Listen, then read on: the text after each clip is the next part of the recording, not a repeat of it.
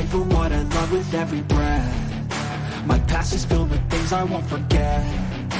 I use them all to push me to my best. So treat the worst of times just like a test. If only I could go back in time, I'd tell myself that everything will end up alright. Just push yourself, test yourself, figure out what you like, and find your limits, don't be rigid, always work towards a prime. Surround yourself with open minds, people can change your life. A few friends with intent can help you feel alive. Find a passion, take some action, and with a little time, just be patient, make a statement, try to enjoy your life. They'll try to kick you while you're down. They wanna rise up while you drown. They wanna fill your head with doubt. They're silently scared that you'll figure it out. I'll make it look like I'm losing, won't bother hiding my bruises. And when they finally think you're wounded, then it's your chance to be ruthless.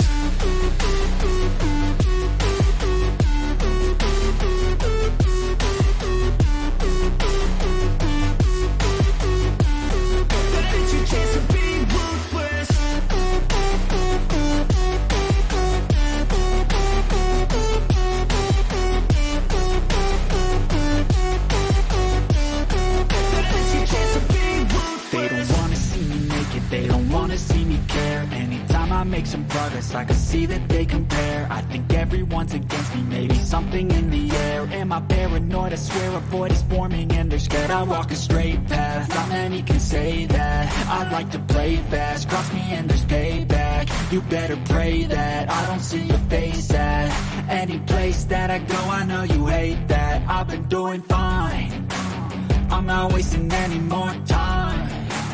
I live for the fight and the climb. And I think that the pain that's deep inside is what defines. So I won't give up, I'm gonna make it to the top. I don't care what's in my way, I swear I'm never gonna stop. I could fall flat on my face and I swear I won't get back up. Cause I don't deserve a thing and the road ahead is tough. They'll try to kick you while you're down.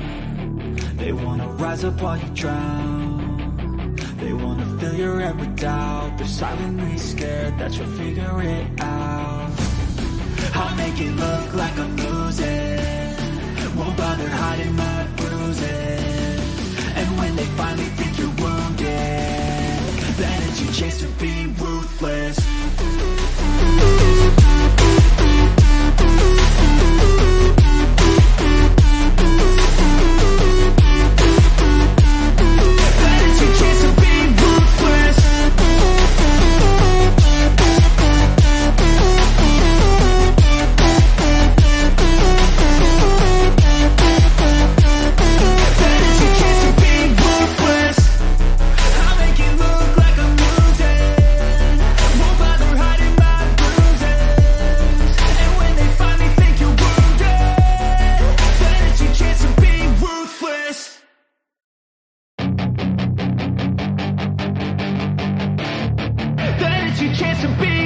Hey kid, don't ever let them get inside your head. They'll tell you what to do in life instead of everything you know that you could get.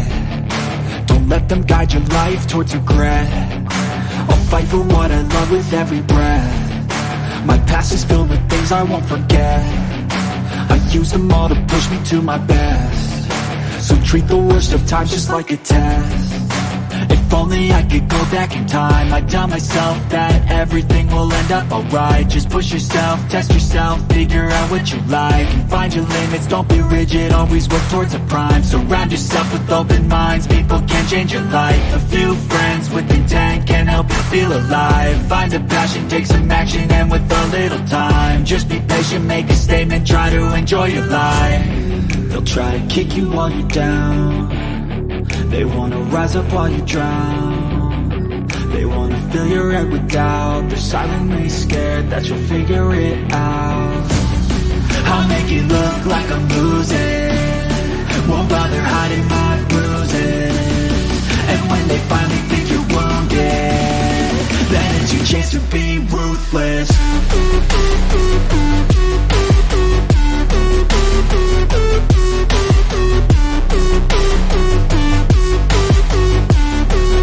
It's your chance to be ruthless.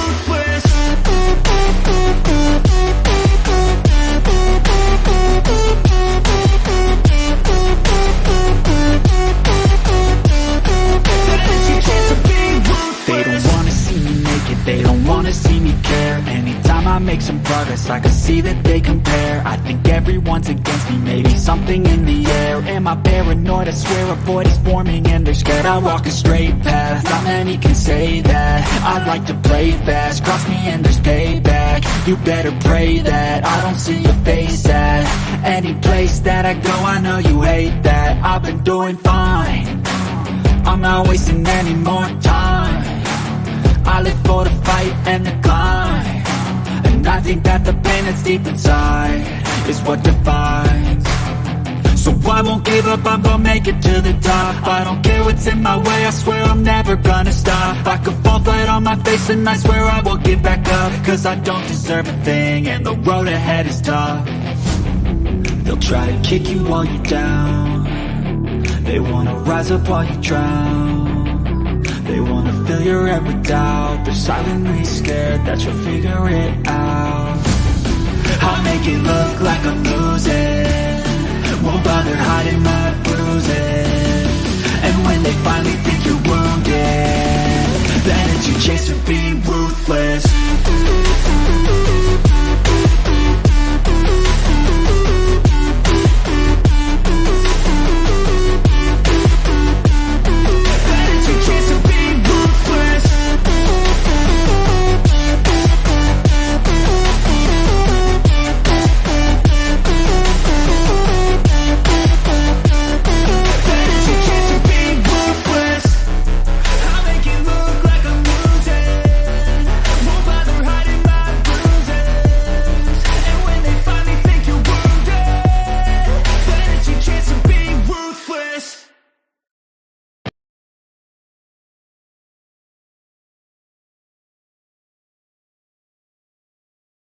When there's nothing left but the fire in my chest and the air that fills my lungs, I'll hold my tears and trade my ears for a glimpse at kingdom come.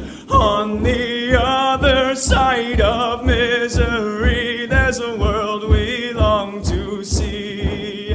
The strife we share will take us there to relief and sovereignty. Oh, by God, we'll have our home again. By God, we'll have our home.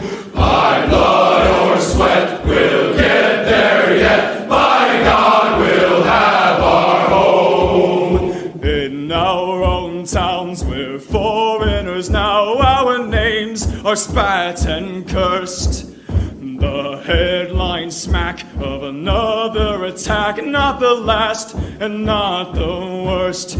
Oh, my fathers, they look down on me. I wonder what they feel to see their noble sons driven down beneath a coward's heel. Oh, my God, we'll have our home again. By God, we'll have our home. By blood or sweat, we'll get there yet. By God, we'll have our home. The road is dark, the way is lost. My eyes, they strain to see. I struggle forth to find a friend to light the way for me. Oh, brothers, can you hear my voice, or am I all alone? If there's no fire to guide my way, then I will start my own. Oh, my God, we'll have our home again. By God, we'll have our home. By blood or sweat, we'll get there yet. By God, we'll have our home. Oh, by God, we'll have our home again. By God, we'll have our home. By blood or sweat, we'll get there yet. By God, we'll have our home. Ancillary stories today. Why do Americans lack sympathy for Brittany Griner? Arizona building a border wall, Texas collecting donations, and James Webb images a cartwheel. Featured stories today. The hairstyling industry has a racism problem, and it starts with the beauty school. It's going to be fun talking about that. And we have something that will probably piss me off to no end when racial progress comes for white liberals, according to the author. You're going to find it extremely disgusting as well. Go free lesson of the day. Do you speak or write like an anti-white? Very important, very, very important, especially given what we just diagnosed and dissected with Sean Hannity and the One Ball Holly. We'll talk about it. What's happening to white, anti-white content creators? We talked a bit about that, and we will revisit it. Support shaming, happening a lot these days. We'll have to take another look at it so we can shut people down. The MC, you're not anti-white? Good. And then we'll tell you how to handle it once they have disavowed their anti-whiteism. Reading chapter 52, Equal Treatment out of Crucible, and your questions, your comments, your calls. And then there is this disturbing piece of news. Lauren Southern boards a city bus in Chicago with her new baby. Nick Fuentes, who is driving the city bus, says to her, "That is the ugliest baby I have ever seen." Lauren is shocked and pissed off. She says that Nick is just causing drama, lots and lots of drama. And then she marches to the back of the bus. She sits down and turns to an old man beside her. "Can you believe what Nick just said? It's unforgivable insults. He's causing drama." "I heard him," the old man replies. "You don't have to take that off of him. You can give him a piece of your mind. You march right back up there and tell him what you really think of him. Go do it now. Here, I'll hold your baby, pet monkey."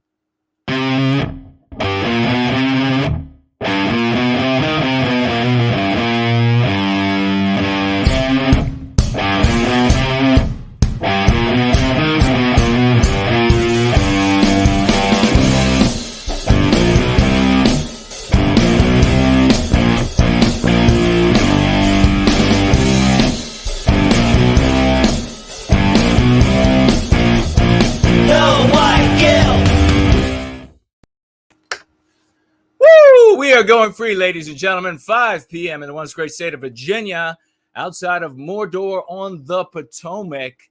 It's 7 in Sydney, 10 in London, midnight in Moscow. And we are going free. A good Sunday evening, Monday morning to every single one of you. It is glorious to be with you all once again here in service to white well-being on a magnificent gathering. We are the agents of change. We are those embracing the struggle. We are the people who are changing the world for the better. We are those who are making America American again, Canada Canada again, Australia Australia again, and on and on. I love every single one of you. Thank you for being here with me. If you have any questions or comments, and I think there were perhaps already a few, I can take a look. Make sure you tag me as No White Guilt. No White Guilt. You can tag me as No White Guilt.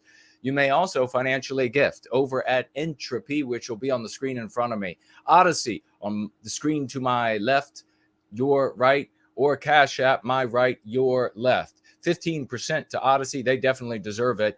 15% also to Entropy, rather. They deserve it. And 15% to Odyssey. I don't know if they deserve it yet because they're recommending all kinds of weird things and not this channel. So not very happy with them. Hello to everybody on DLive, Odyssey, YouTube, and wherever else you might be watching, such as, what's the name of that platform there? Rumble. And we're just going out all over the place, and the anti-whites hate it. So that's magnificent. You may also financially gift with a cryptocurrency. You can do so by going to nowhiteguilt.org. Click on the financial gift tab. You will see the wallets that we use. You will also see a snail mail address at which you can write me. We do have a piece of mail that we will be taking a look at this evening. And I see that our wonderful troll slayers are here. It's wonderful to see everybody. Is the audio working fine? Is it full? Is it rich as my voice is? As rich as the glimmering and gleaming lines of ore, gold and silver, that once used to line the once great state of California. California. we will jump right into our first mini story. Experts explain why some Americans lack sympathy for Brittany Griner.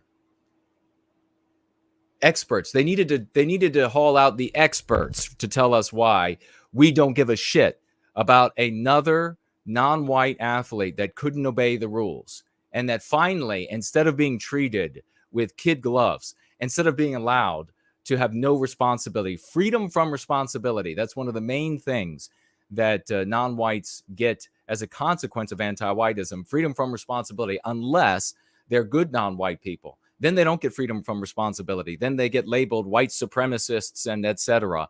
But for the rest of them, no, they get freedom of responsibility, something that you and I never get. In fact, the law will dilate in order to wrap nooses, I should say, around our necks.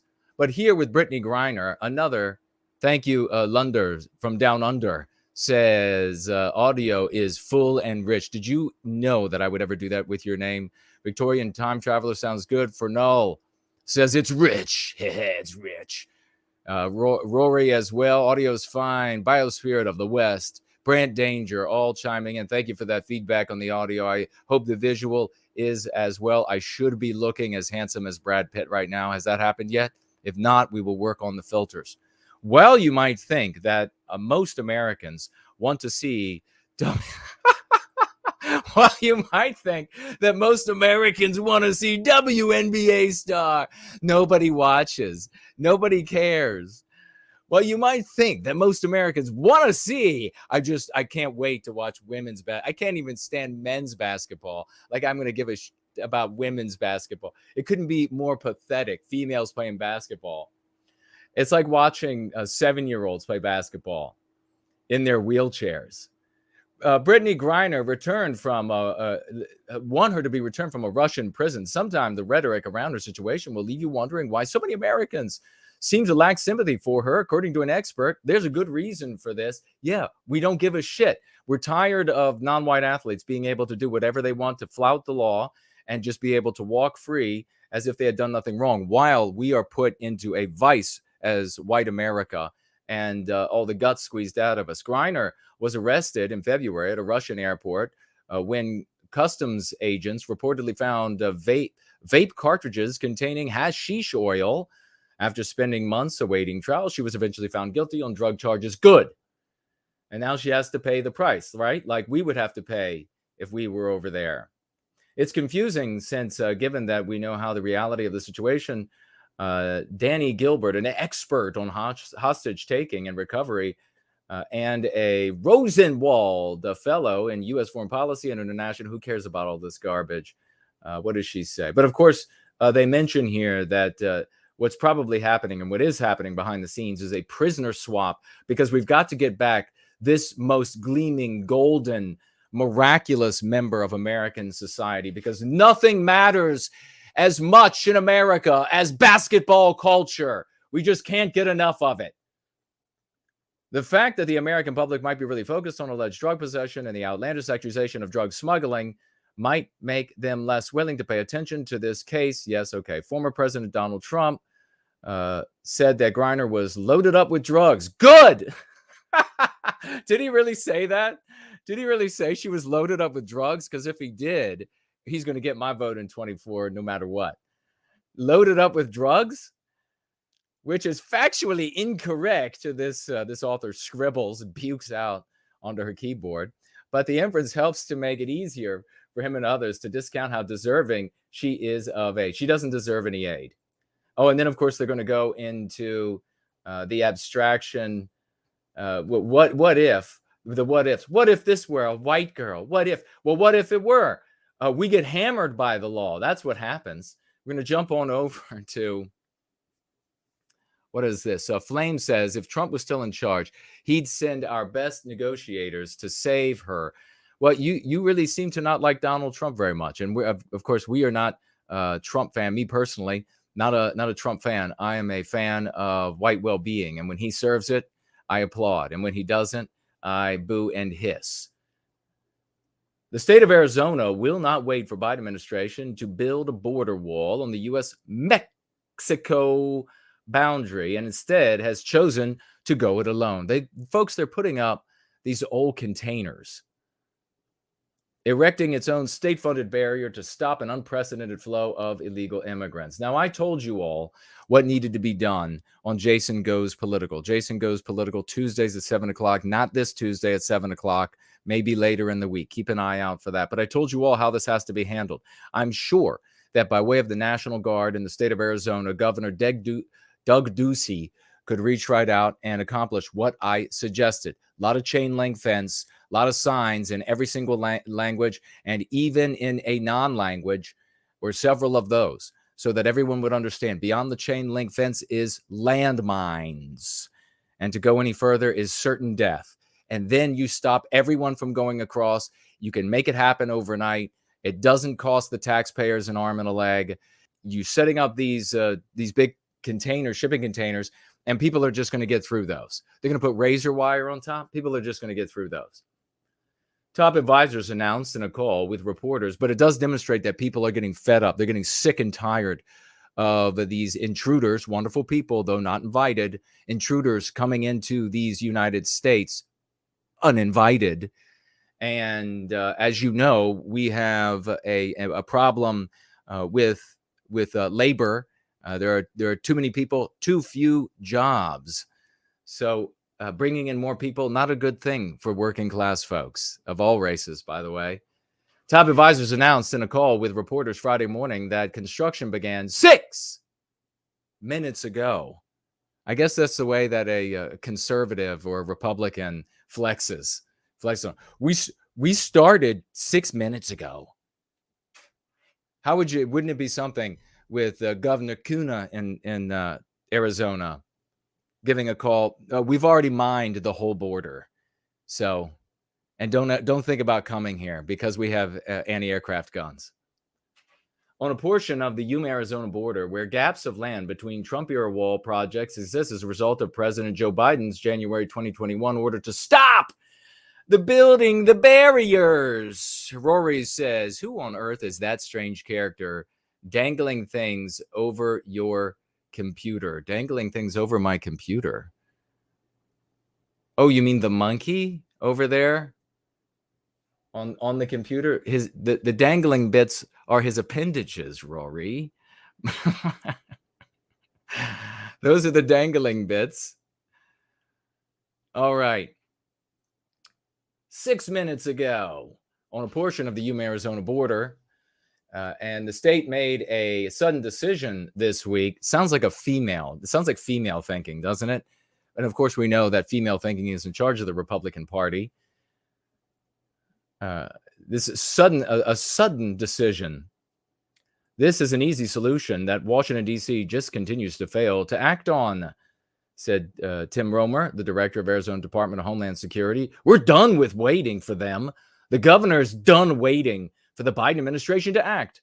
We're going to. So you can see the population, the pressure on the politicians by the population is making them do things that they would normally not do. You normally don't see governors ordering shipping containers it would have to be many, many thousands of them being trekked out into the middle of the nowhere and then stacked up and razor wire run along the top of it. That normally doesn't happen.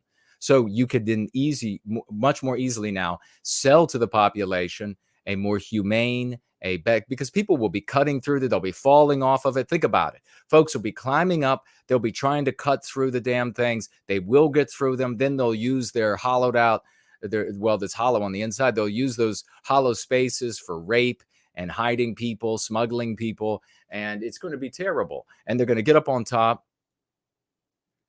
What's on my monitor?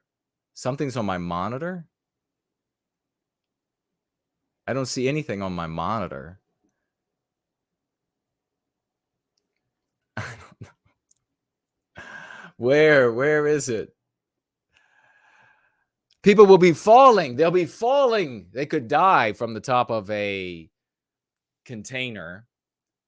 They could just fall from the top of it, break their limbs, and then they're out in the middle of nowhere and they're going to croak. They're going to fall over and they're going to die. Instead, you distribute the landmines and you put up all the signs, and then you are safe. Then there is no issue there. Then you don't have to worry about it. Computer sand. People are saying, I don't see anything on the monitor. But they will see these shipping containers in Arizona because they're going to be stacking up these beastly, hideous eyesores from coast to coast, as far as that state is concerned. And who wants to look at that when you could just have some gleaming chain link fence with some landmines? Then you don't have to see anything. Victorian time traveler can't think of a less cost-effective means than shipping containers. I know, it's hideous. It's expensive. It's hideous. Landmines. It will cure it. It does at the 38th parallel. Texas are now, over in Texas, they're collecting donations from the public to help fund the transportation cost of migrants sent to, well, these are intruders, to New York City and D.C. I have a solution.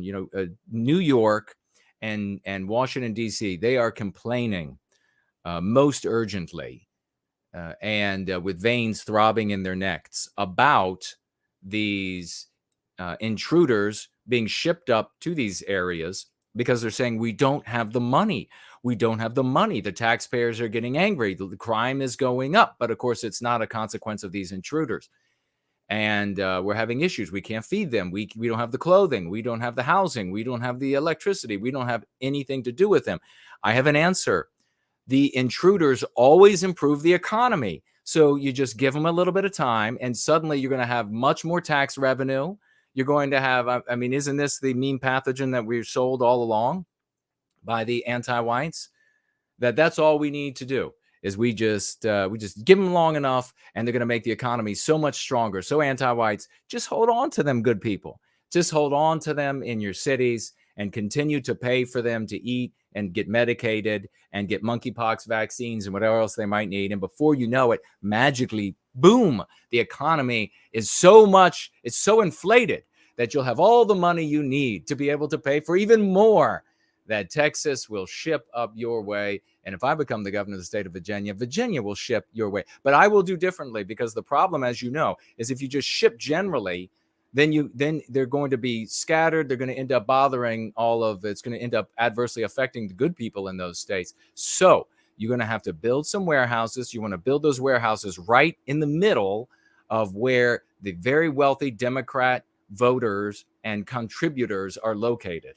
And you build those warehouses there, and then you ship them there, and then you feed them and you house them and you clothe the wonderful invaders for a few weeks, maybe a month. And then you say, sorry, now you have to fend for yourself here, but don't worry about it, because we've found all the paperwork for you. And you just walk downtown. Make sure you could even go walk on up to some of these multi-million-dollar homes. Give them a knock. They want you folks to be here. And so here they are. In the wake of President Biden's decision to end Title 42 expulsions, Governor Abbott has directed the Texas Division of Emergency Management to charter buses to transport migrants to Washington, D.C. You can donate online now by credit card or donate by mail, sending a check to the address below. A message reads on the website for the office of the governor. And they've already collected quite a bit of money. Maybe we'll end up with like a badminton with the invaders, like the population in Texas will send them up to New York. New York will ship them back down. Breakthrough. James Webb video zooms through the cosmos to the Cartwheel Galaxy. I would show you the image of the Cartwheel Galaxy, but it's not terribly interesting. Roy Danton's asking, do you have a name for the monkey? No, the monkey has not revealed his name. Great to see you, good Roy Danton. Grimaces here. We're going to be getting in just a moment to the two featured stories. The first one, a little bit more lighthearted, and I should be able to get through it without blowing an aorta. And the other one, when racial progress comes for white anti-whites, that is going to infuriate the hell out of you. I could not even read this article beforehand, because the moment I started to look at it, it was sizzlingly infuriating, and you're going to see. But this is an important time that we are entering, increasingly, an important time that we are entering as Western kind, because we are seeing in more numbers of the event horizon, more signs of the event horizon coming our way, which we talk about, and we can talk about again for those who maybe don't know what it is. But what we are going to talk about really quickly is another great accomplishment of Western kind, and that is the James Webb Telescope. The Cartwheel Galaxy is the latest distant galaxy to get the Webb Telescope treatment. That's the Webb Telescope treatment. That sounds like something that you'd be loath to want at your proctologist's office. I don't want the Webb Telescope treatment. Can we do this another way, doctor? The Cartwheel Galaxy, the Webb Telescope, is the most powerful telescope ever built, and it continues to capture incredible images of the distant cosmos. In a new video from the European Space Agency, which partners with NASA and the Canadian Space Agency, the telescope zooms through the cosmos. Note that the Nigerian Space Agency has not yet joined, and probably because they think they're out ahead of these other agencies in the West. Telescope zooms through the cosmos to the Cartwheel Galaxy, located 500 million light years away. It is a bit of a blur. I would show it, but it is a bit of a blur. They're going to break it up, maybe. It's actually when they do the they separate some of the data, you get a little bit of a clearer look. It's a little bit nicer. Maybe I'll pull it up. And I'll show you all. In the snapshot, the Cartwheel Galaxy is in a transitory stage. This is what's interesting about this, because this may be the future, far and away. Hopefully we'll be around Western kind, but it's a very long way away for the Milky Way and Andromeda. Because here you see it says the Cartwheel Galaxy captured snapshot of the Cartwheel Galaxy transitory stage, meaning it might be in the process of colliding or interacting with another galaxy, which I thought was really neat and worthy of mentioning, because that indeed might happen to us here one day in the Milky Way. We might slide right through the Andromeda galaxy, which is much, much larger than our own, maybe even becoming a single super galaxy. Let's go ahead and move over. If you haven't clicked like already, please do. Please share the URL with your friends, family, strangers, anybody you might know who might be interested. Earlier, before we got started, we had Flames saying, doesn't the Trump raid permanently disprove the existence of a political solution to our struggle? No, not the raid. It doesn't. Other things make typical voting in this context impossible to as a tool for the recapture of our destiny. If they can do that to a billionaire, Flame writes, imagine what they can do to you and I, you and me. And yes, it precisely, but we can still absolutely effect awareness of white well-being, of anti-whiteism being the great evil of our age by way of the political process. So we don't believe here in service to white well-being that we can recapture our destiny with voting or violence. Neither is the path. But the context is not permanent. I know it feels that way, but the context is not permanent. It really shouldn't feel that way, because we just had a major context shift with the COVID-19 from China. And so we here in service to white well-being should be very much aware how we can shift the context, because we are doing so with the key concepts from the Go Free method, and how those contexts can be shifted by greater forces at odds with each other. They can be climactic. There can be many different things.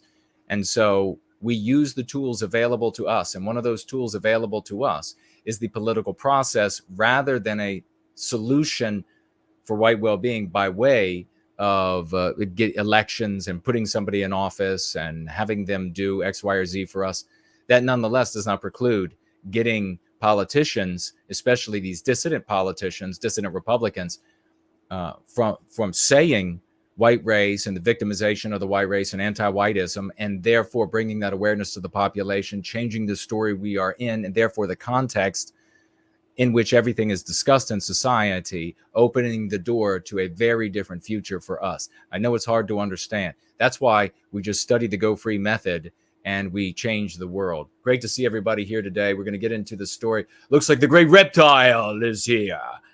And just checking an alligator-infested moat on the U.S. side of the border, or just chuck an alligator-infested. Well, I don't think you could do that in Arizona. Some other places, maybe. Or a deep trench filled with alligators. Maybe hire some alligators into ice. Alligators seem to be the way to go. Maybe it is. Maybe it is. Lunder says from down under. Alligators are the way to go. We'll just use a bunch of alligators on the border. How about we have alligators plant landmines on the border? And then a lot of fencing to let people know that you can't come across here. There are landmines. We could even put up signs like we used to have on our old maps that we made when we were sailing the world, and everybody else was like, look at white people. And we had these maps that said, dragons be here. In other words, don't go there because we don't actually know. It seems kind of scary. Based and red-pilled. Apparently, European history is too white. Where's that coming from? Of course, the anti-whites are going to say that, right? The monkey has not revealed his name to you. Rory says his last name is Pox. Oh, boy. Promethean hails to reptile. Yes, one day a Gulf hurricane will displace alligators into the Rio Grande. Maybe all this climate change will do that, and will set up a very interesting environment. And then for anybody dumb enough to still try to cross the moat-infested or gator-infested waters, we could set up bleachers and sell popcorn. And we could watch the drug lords and the different types who are trying to smuggle in human beings and fentanyl and everything. We could watch them having issues with alligators all the way across the water, the briny water. Sloth says, "Hail victory." You're going to love this. I need to make this woman the thumbnail. I need to make this woman the thumbnail for the show. I might. Vogue will go nuts, though, where this article comes from. The hairstyling industry has a racism problem, and it starts with beauty school. Just after the bottom of the hour, here you have a woman who I assume identifies as black, but she has a lot of white in her as well. But she does have one hell of a Star Wars haircut. Last month, activist, speaker, and public academic Rachel Cargill, as in like gargle, gargle. The feedback she offered a salon owner after a profoundly horrible and illuminating experience she'd had at one of their salons. Well, this is the kind of thing that, in all seriousness, this is the kind of thing that the whole Democrat Party will sit up, then stand up. They'll put down their crack pipes and get out of their float chambers, and then off of Air Force One. And sounds like I'm telling the story of one son.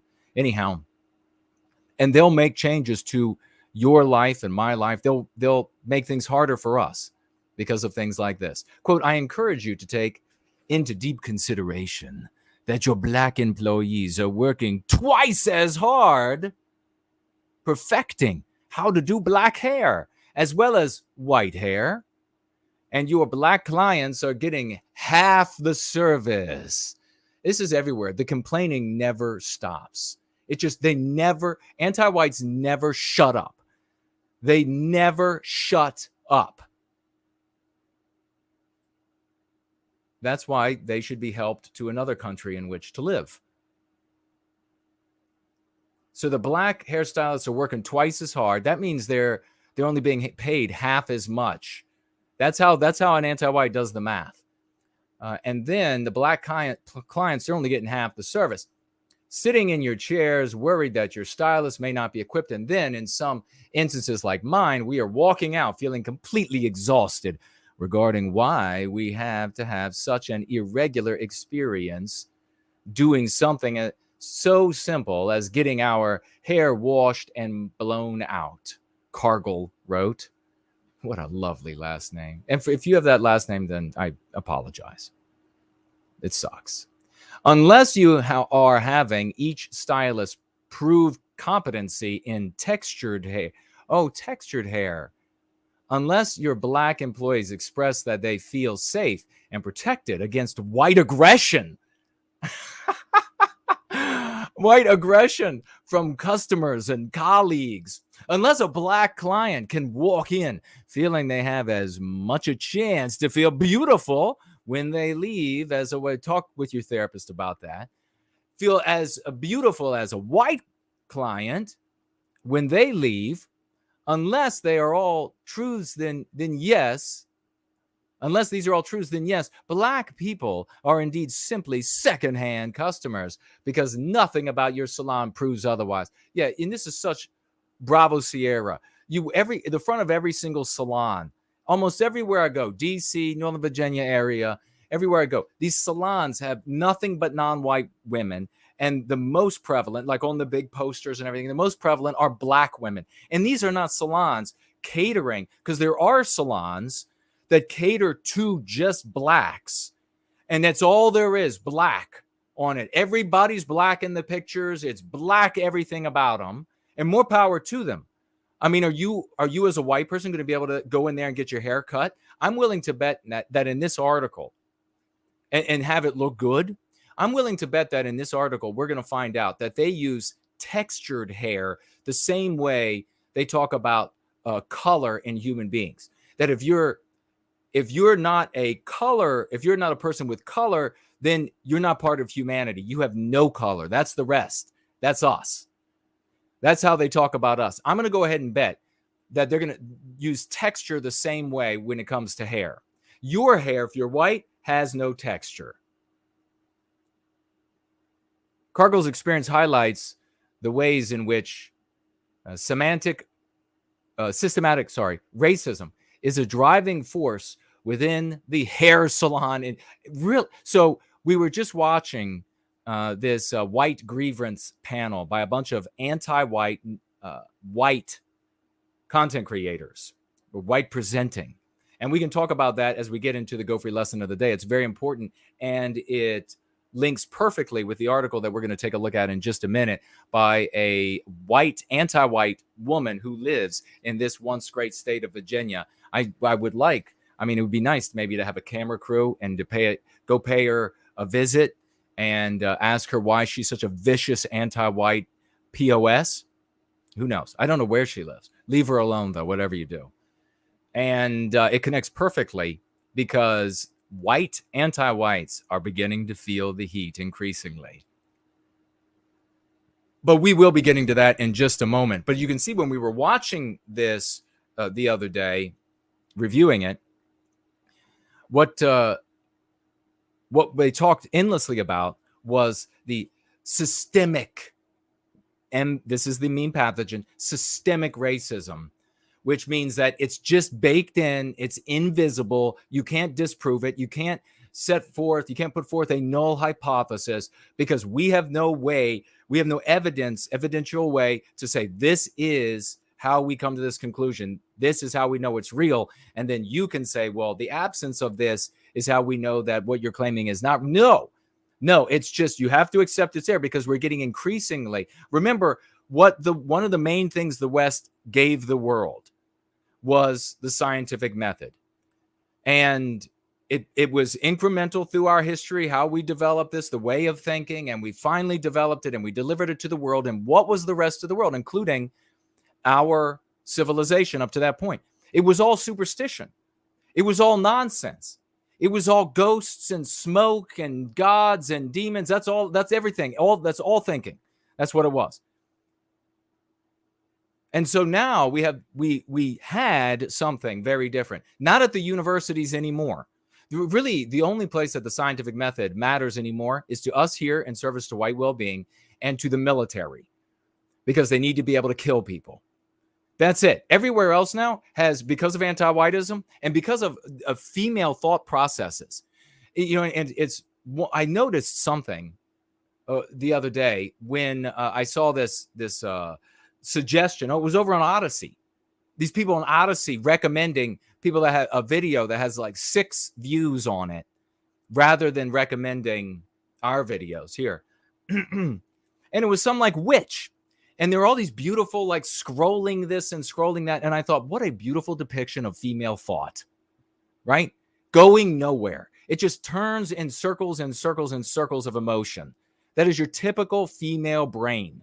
Circles and circles of nothingness. And that's now what we have for science. And so anti-whites can go as far as to say now that you have systemic racism, in other words, heresy to anti-whiteism, everywhere, including the beauty industry. Now, never mind that the population is still whatever percentage in the United States and all of our other countries white. And never mind that we developed this whole process, these products, etc., that this idea of a beauty salon is endemic in Western civilization. We built things. Why would we build things for everyone else? How does that make any sense? We don't. You don't go to an African tribe and then say, what do you mean that you have developed your cow herding or whatever it is here without thinking about us, without making it accessible to us, without making us feel included? What do you mean you've done any of this?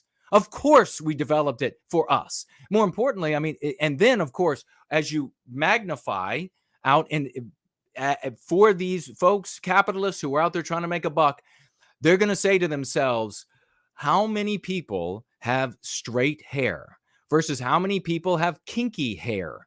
And then they're going to make products for the straight hair, more products for the straight-haired people, because they're going to make more money. There are more of those people to part with their money. But no, you are going to have to suffer because an anti-white says you must suffer. It impacts Black individuals, whether as employees or paying customers. Her writing provides a succinct overview of a problem that needs to be addressed on a fundamental level. Ask any Black hairstylist, and they'll tell you the root, or should I say the roots of the issue, is lack of education.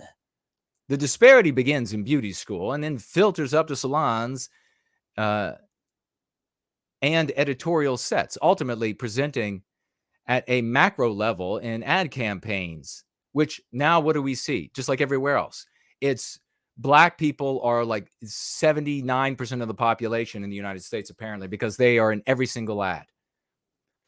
While it differs from state to state, all right, let's jump through this. Oh, you got to go to you need a high school degree or GED to be a hairstylist. And then you have to have, looks like 1,600 hours of education.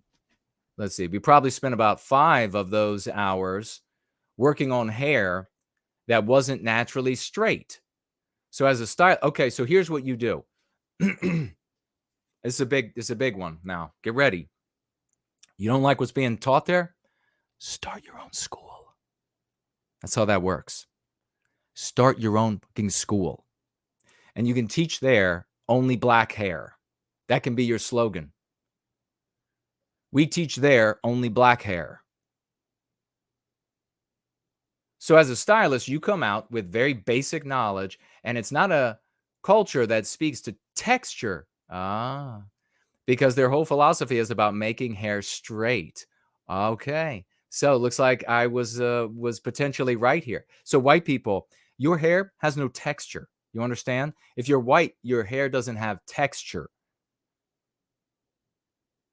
That's what they're saying to you. This is the future. This is the future for all of us. Just the endless insults that you just have to accept. You just have to say, okay, yeah, my hair has no, yes, we have no color. Yes, we're not a people.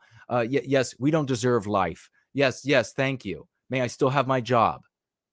As anyone with textured hair knows, this ideology extends into the salon system, where insufficient education and an ingrained blowout or bust mentality makes for a lesser experience. We're going to wrap this up. I want to say, here's another.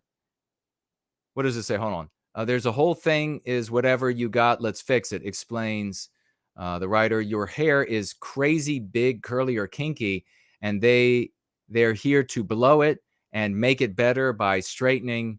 It's not good. It's not right, but it's their business model. Okay, we're talking about business models. This will be my tip to you. If there is an audience, a clientele for the kind of hairdos that you want to see hairstylists giving, then you can become a millionaire, because you can start your own hairstylist business. You can go out and you can find the beauticians or whatever they're called, hairstylists, that have developed skill sets to work with those kinds of hairs. And then you will be the only person that has this going on. You'll be the only business. So then everyone, as long as you are doing good business, as long as these women, these non-white women, are walking out the door of your salon looking and feeling absolutely fabulous about the way they look, you will be a millionaire. If not, you need to shut the fuck up. You need to shut the fuck up and stop blaming white people for your shortcomings. Stop blaming white people for your inadequacy. Stop blaming white people for the way you feel about yourself. We didn't do to you what you feel is inferior to us. We don't feel that way. You feel that way. Get a fucking therapist and leave us the fuck alone, because we're starting to get pretty fucking mad. We're starting to get pretty fed up with this shit. So get a therapist. You know, if you're feeling really inferior to us, then maybe you need to also, if the therapist isn't going to work, maybe you need to get the fuck away. Maybe you need to get out of our society. Maybe you need to go someplace where everybody looks like you. And then you don't have to complain about straight hair. And then you don't have to complain about different eye colors. Then you don't have to complain about the different hues of the skin of white people. Then you don't have to complain about white people who can go out, look good when their skin is fair, and then get a tan and look good with a tan as well. Then you don't have to complain about all that shit anymore, because we're getting fed up in the hairstyling industry. And also here, my friend, when racial progress comes for white liberals, writes at The Atlantic, some vicious, sickening, anti-white pig from hell, white woman, pig, absolute pig. She must be so grotesque. And I say that she must be so, her spirit is rotten to the core. It is diseased and fetid, mephitic, putrid and putrefying. It's Ava Fairbanks, I think is her name. She must be so hideous that all they can show of her is a picture like this. And it's all like black and white.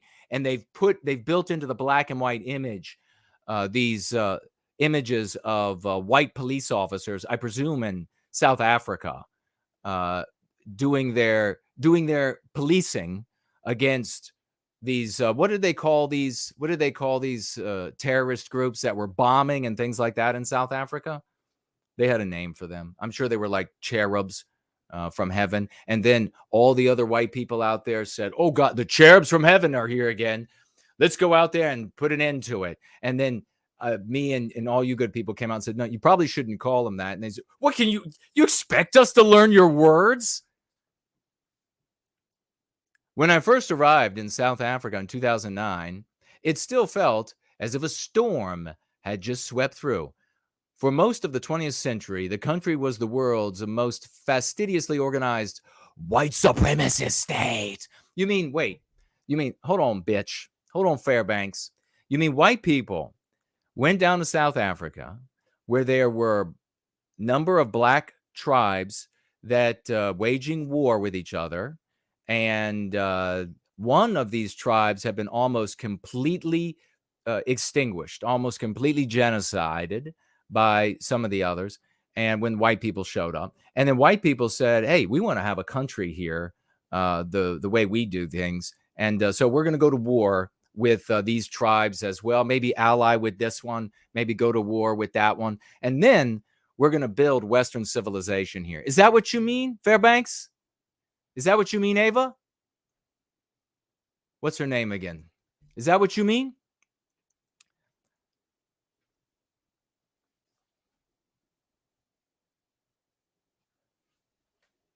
Let me get another drink here. So, Fairbanks, whore.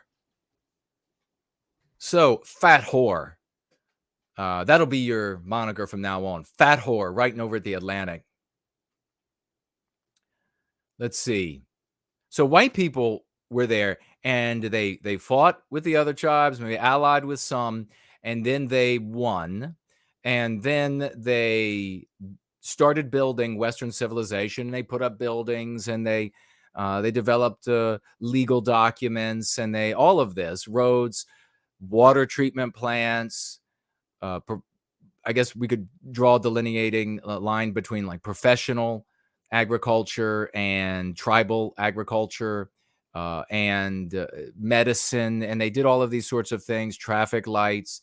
And then it became this wonderful, white people made this country in South Africa into this wonderful country, producing food and having the lowest misery index for its citizens on planet Earth, all these kinds of things. And then some black people were allowed to participate. They were allowed to come in and participate. And then unscrupulous business owners, white business owners, decided that they were going to victimize white people first and black people second. Victimize white people first by going out and saying to these black populations, "Hey, I'm going to fire all my white employees because they cost too much. I'm going to bring you all in, and I'm going to pay you much less because you'll work for much less, and you're going to do the work." And then what ends up happening, they do this. The government doesn't step in and say, execute the business owner, which is what should have happened. That's what the government should have done. That's what the will of the people should have brought forward. Hey, this is treasonous. Execute this SOB. Well, try him. Is it true? He is. He's guilty. Execute is the punishment. No, it didn't happen. So it began bringing in these black people into Western civilization in South Africa, our country. And then the white people there said, well, geez, yeah, I guess you could have that over there. You could have that part of town over there that we built and my parents used to live in. And well, we'll build you something else over here for you because we built this swimming pool over here for us. So we'll build that there for you. And then anti-white POSs like this whore here, writing here at the Atlantic, they came in with their money and their anti-whiteism, and then their sanctions from other countries around the world. And they said, no, you are going to give everything over to the black population, to the non-white population in your country. Good black people, anti-white black people, you're just going to give it all to them. You're going to turn them, you're going to give over the country that you built to them because it's rightfully theirs, as though that makes any sense whatsoever. Let's take a quick little step backward. We don't have to go far, just a little step backward. And okay, white people showed up and there wasn't Western civilization. So, end of conversation, bitch. Got an alligator with your name on it. He loves to cuddle. A stuffed animal alligator. Loves to cuddle. Let's see. Unlike in other post-colonial African countries, white South African, Africans, about 15% of the population, were suddenly governed by the people whom they and their forebears had oppressed. You get that? This is why You never follow an anti-white, as we hit the top of the hour, you never follow an anti-white down the anti-white narrative road. You never go that direction because it's a story that never ends good for you. It's always white people in the past, whether real or fake or fictionalized reality, whatever it is, did something awful, and now you today have to pay for it. This is always to distract you from the anti-white present, because there's an anti-white present going on in South Africa right now as a consequence of the white people there not having the Go Free method. And don't you dare me nots out there try to say, oh, well, you're just focused on yourself again. Yeah, you're damn right. Because the Go Free method works. And us in South Africa didn't have it. What we did was we said, we're going to draw flags. We're going to draw some new flags.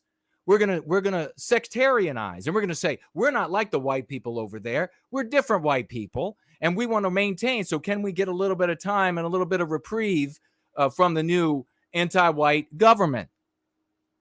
This is what the white people did. This is what we did in South Africa. We created we retreated. We found some area where nothing grows, nothing survives. And we said, by God, we're white. We will make it work. And we did, but barely.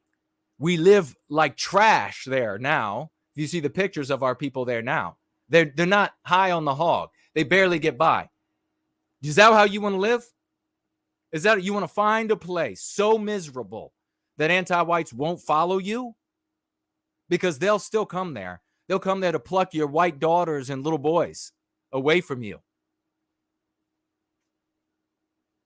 So there's something going on, all right, not just to the white folk who care about white people in our once great country of South Africa, not just there, but all over the Western world.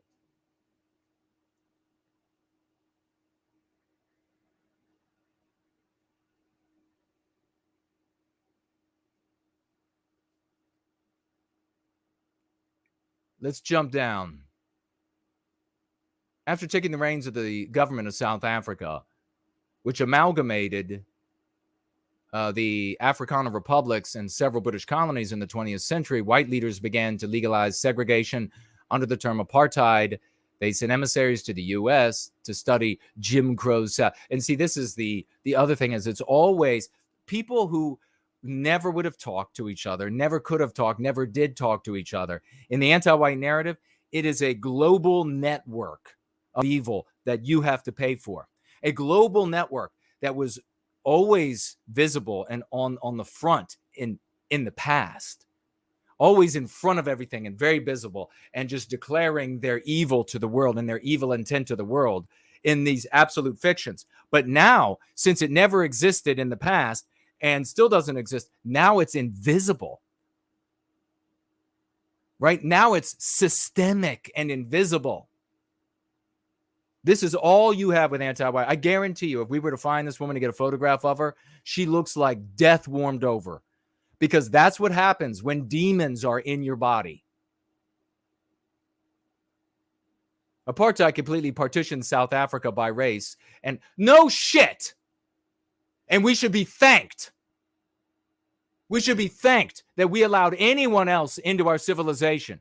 Now, we need to be angry with ourselves over the fact that we didn't execute these business owners that victimized us first. White people should have been doing all of these jobs, and they should have been paid what they deserved for the work. Period. This primarily is a problem of capitalism. There are a lot of people out there that just love this laissez-faire capitalism.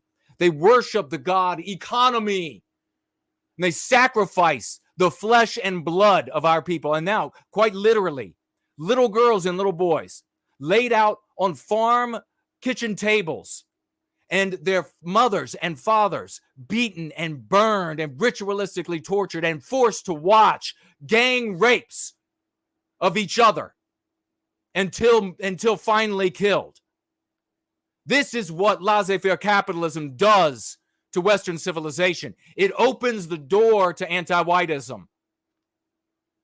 In the name of the people, in the name of our blood, in the name of our biospirit. These business-hungry SOBs should have been hanged from the neck until dead or worse.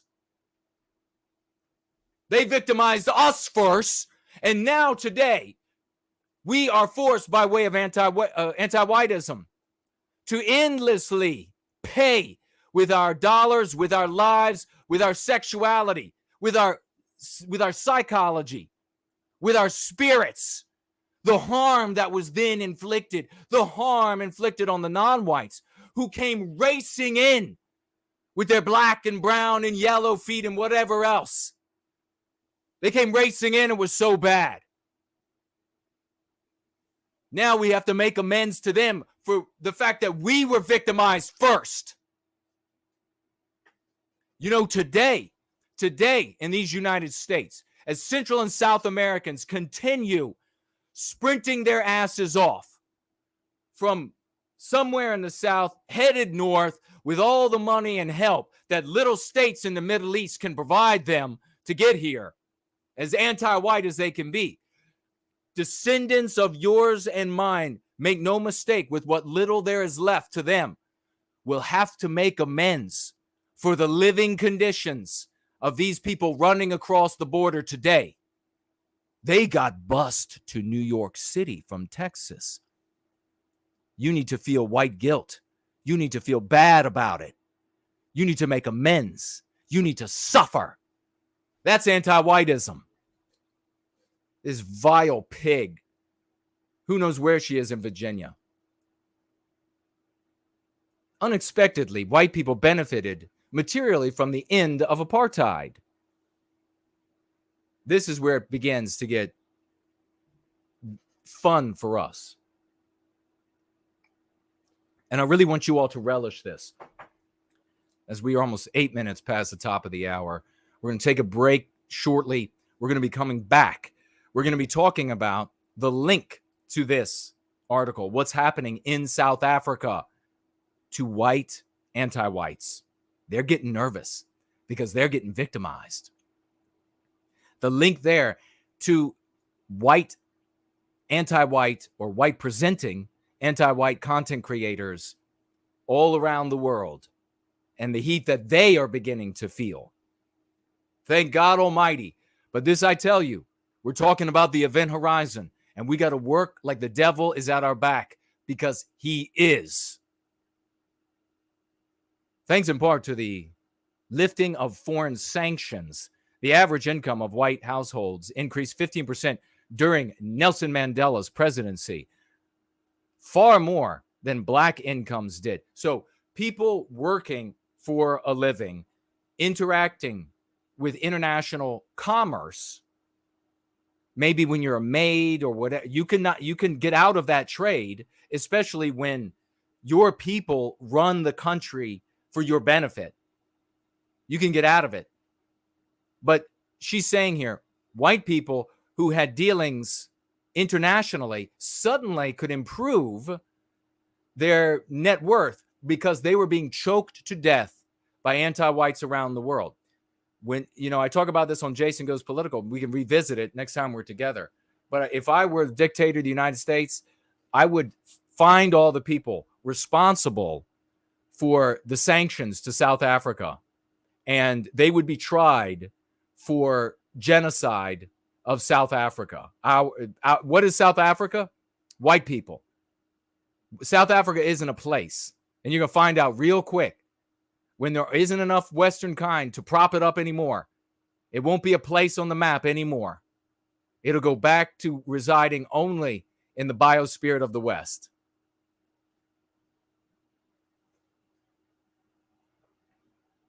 White South Africans were rewarded in other ways too. They no longer had to serve in the military that hunted black liberation groups.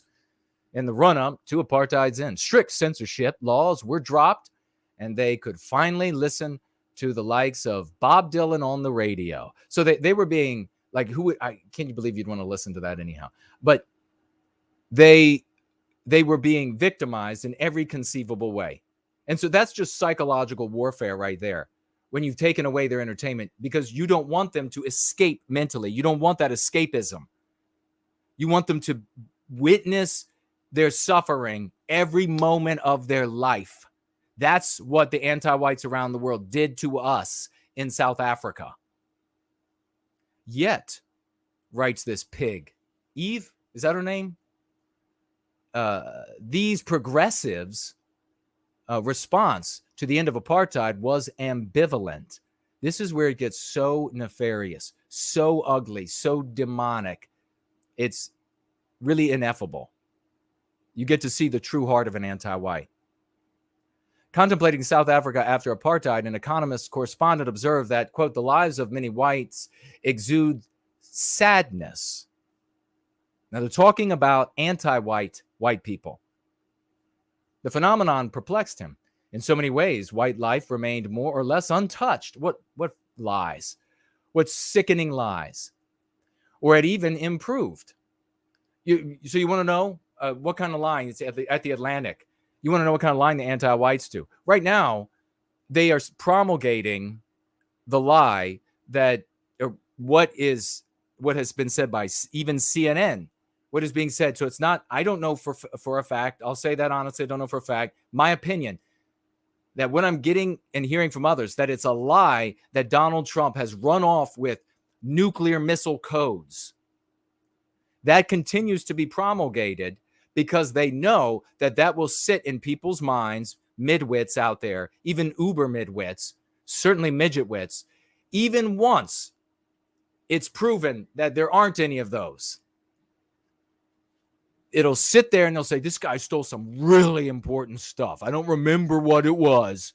Let me turn on another season of Housewives or whatever these shows are called. Anti-whiteism, that's all it is. In infinite iterations for all time until there are no more white people. And then there'll be no more TV. And then the anti-whites that are left, they'll take to like cardboard boxes and they'll cut a hole in it. And then they'll get inside and they'll say, that's all TV ever was. That's all it ever was. And to say otherwise is to be siding with those white devils. And so we'll just kill you. In so many ways, white people's life remained untouched. Despite apartheid's horrors, that's the horrors of apartheid, and the regime's violence against those who worked to dismantle it, the ANC encouraged an attitude of forgiveness. Oh, really? That's what the ANC has done. Because I've seen some chants that may or may not have been talking about killing all the white people by the government. Maybe it's not true. Check it out for yourself. Government people talking about how when everybody's going to, all the rest of the whites will be killed off, liquidated. Maybe it's true. And maybe it's not true. And then the international community saying, wait. You better not. Because if you do that to white people there, white people in the rest of the world might get nervous. So we don't want, it'll be much harder to cover up the news that you have genocided the rest of the white race in South Africa. No white people left. Except for you, like the white female sex slaves that you keep alive for as many gang rapings as you can. It'll be harder for us to cover that up. It'll be harder for us to talk that away. So you're not going to get any more funding. You're not going to get any more support. You're not going to get any, etc. if you continue with these programs. Maybe that's happening. Maybe it's not. Check it out for yourself.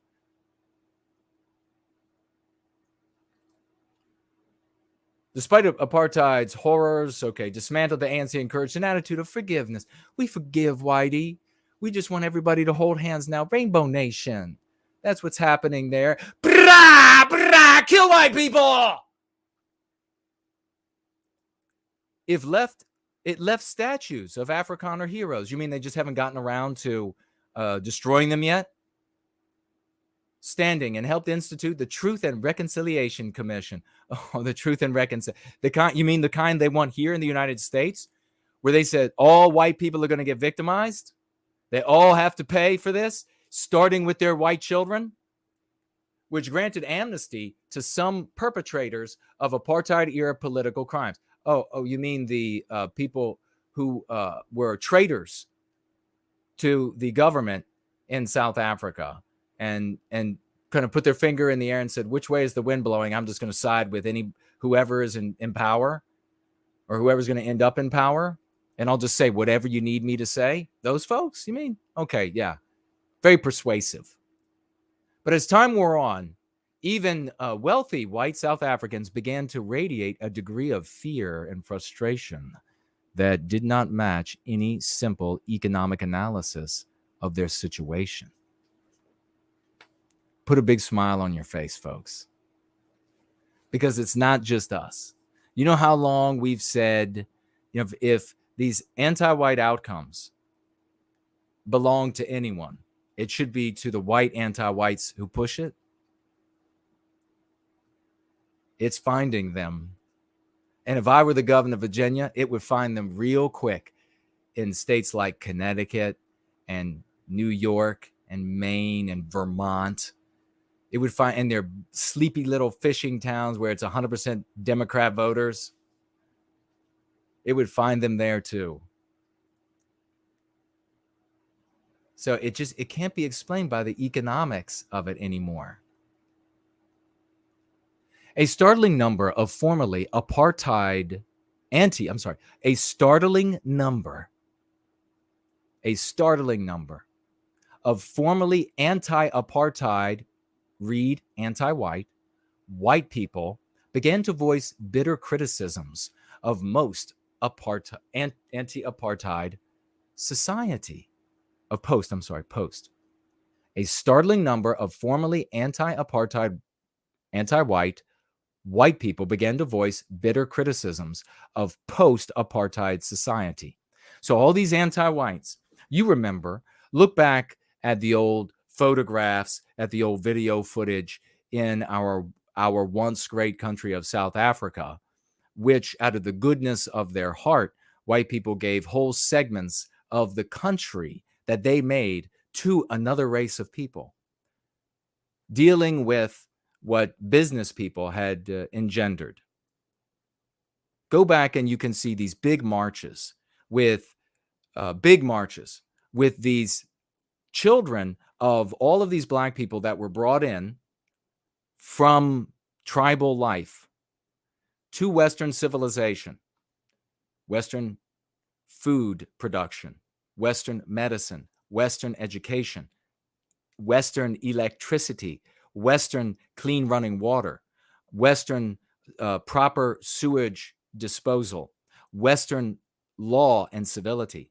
Taking from the tribal environment, allowed to come into all of that. Now their children and grandchildren marching in the streets under a banner of anti-whiteism, come to destroy everything.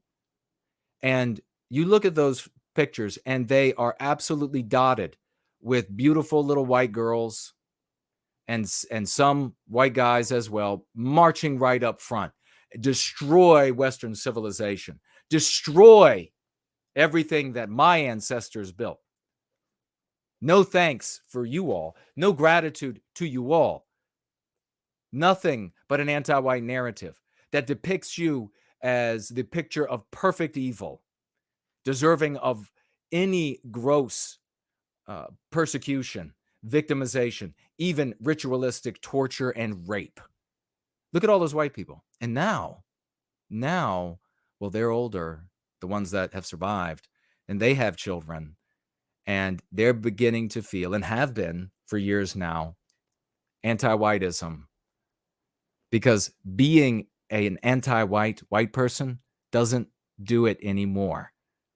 You, according to anti-white ideology, are the problem. Your life, your existence, not just the things you have, not how you acquired those things, not a reprieve by way of how much of Western civilization you have torn from white people and handed over with the power that you were given, with the power that you achieved, with the power that you stole. No, none of that matters anymore.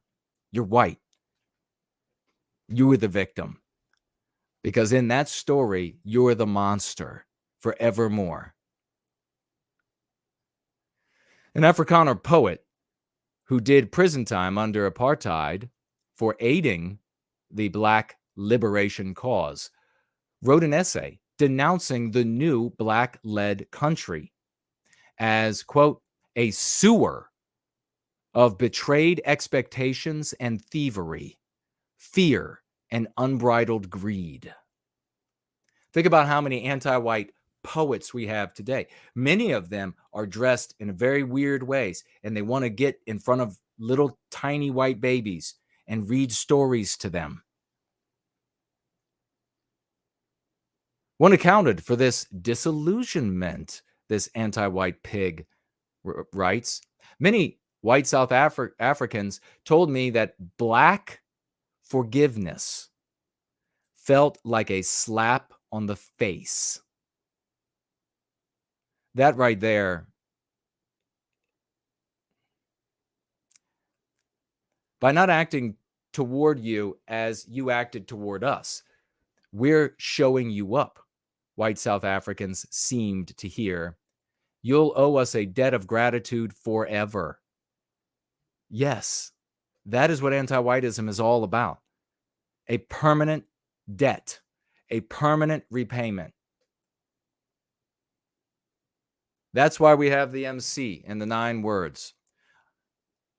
What are the 9 words of that MC? We'll see if somebody can type it in.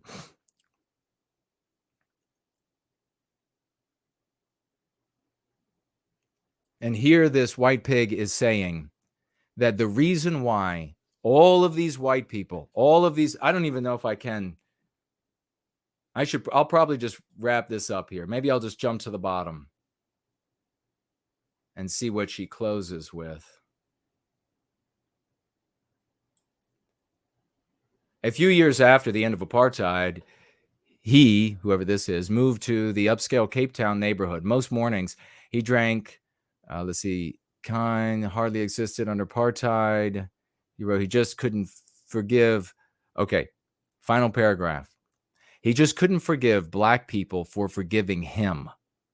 Paradoxically, being left undisturbed served as an ever-present reminder of his guilt, white guilt, of how wrongly he had treated his maid and other Black people under apartheid. Remember, that meant that a white maid didn't get the job. When you had a Black handyman, that meant a white handyman didn't get the job.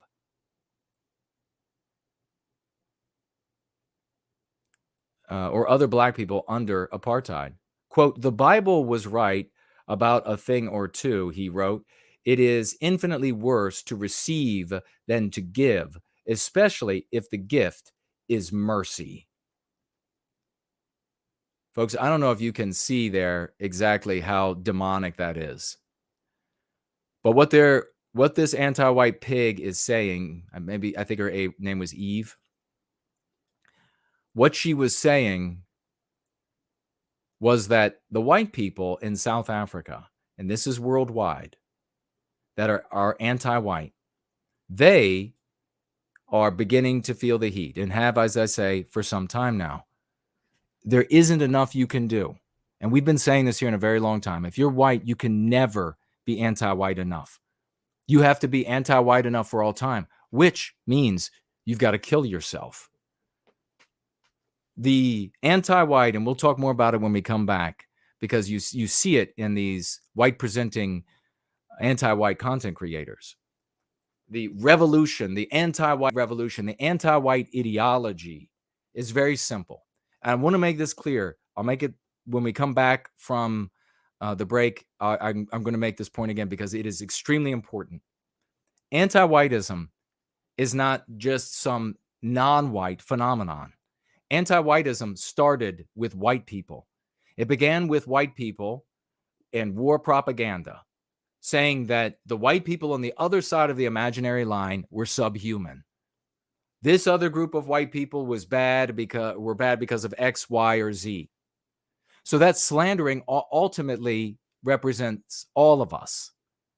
You can do all that you want to draw a artificial division, and there are real hues in Western civilization of the expression of Western civilization from our people. There are definite hues, but these divisions are artificial. They're not divisions through the biospirit. The biospirit remains consistent in the West. You can see this truth very clearly in a multiracial world when you expand the lens and you open your eyes. Relative to other races of man, no one is any better than any other. There's no cosmic metric for this. In relation to those others, what we have and had and continue to have in the white race are these ephemeral, illusory divisions that are real hues, but no division in the biosphere of the West relative to the rest of the world. Anti-whiteism begins with us, and it's because of us allowing each other, following petty chieftains and the like, to wage war and dehumanize our brothers and sisters on the other side of an imaginary line or on the other side of a mountain, whatever it might be, that anti-white, non-white people can enter the game the exact same way that white people showed up on the shores of South Africa and saw non-white tribes at war with each other, some winning, some losing, some almost entirely wiped out. Non-white people who were anti-white are able to mix into the fray of anti-whiteism. That's important to understand, because what happens and what is happening, and therefore the trend and thrust of anti-whiteism, is toward a day when even the most anti-white, vicious of white people are subjected to the same censorship and persecution that you and I, who care about white well-being, are subjected to, because it's in the essence of their being. That is the story of anti-whiteism. The evil, the antagonist in that tale is the white race. That villain needs to be victimized. That villain needs to pay reparations. That villain needs to make amends. And they have heard enough from you. So as white anti-whites, the world over, but most poignantly probably in our once great country of South Africa, complain increasingly as they look back with these, as I have spoken to white anti-whites, for example, from the UK, who in their youth were radically anti-white and who now lament that their hometowns are non-white and look nothing like them. Nothing is the same, and almost nothing of their people is left. Those white folks in South Africa who were anti-white, who are the progenitors who made the seminal decision there to be anti-white and destroy everything white and Western, to white erase it all, they are now coming to grips with the stark reality that what you experienced, and don't make a mistake here, there was no big, in their hearts, there was no big, grand, rainbow, utopian scheme. No, that's just what's sold on the superficial. That's just for those who still need Braille to understand the world. Down deep was their jealousy and envy of their fellow white people on various levels. Even if they were millionaires, they still weren't the best looking. They didn't inherit the best looks. They didn't inherit the best talents. They didn't inherit the best skill sets. They didn't inherit the best health. They didn't inherit the wealth. They didn't inherit whatever it might be. The evils of jealousy and envy instigated in them this bloodlust of anti-whiteism. And they know it down deep. And now they sit in increasingly smaller and smaller ghettos in these once gleaming, in this once like gleaming metropolis in South Africa, where this guy is sitting, with higher and higher fences, an increasing number of leers and hatred aimed at them from the anti-white non-whites around them. And they're finally coming to terms with what they are responsible for. They're going to be eaten by this anti-white machine. And I say to you, no time like the present. Drowning in the argument, the anti-white says, what exactly is anti-white? You have got to be animated with the righteous passion of reclaiming our destiny. We are the heroes of this era.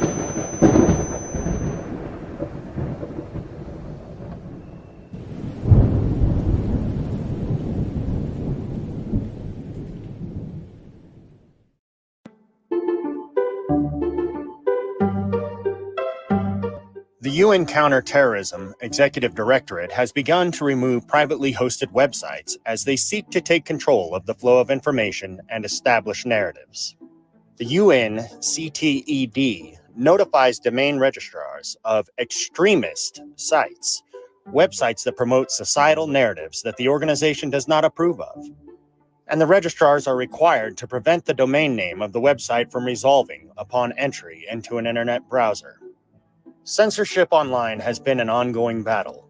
Initially, the struggle for free dissemination of narratives unsanctioned by the regime began on social media with the continuous purging of heretical accounts and IP bans of heretical users. Independent platforms that were dedicated to the promulgation of free speech appeared in the form of platforms like Gab. Big names in the tech industry continued to work to suppress the free dissemination of information by refusing to host alternative platforms on their server networks. Since then, many platforms dedicated to one's ability to speak freely online have had to acquire their own infrastructure to maintain user access. The domain name level is the next step in the struggle for the right to speak freely. Registrars are complying with takedown orders issued by the UNCTED, preventing the website from resolving entirely.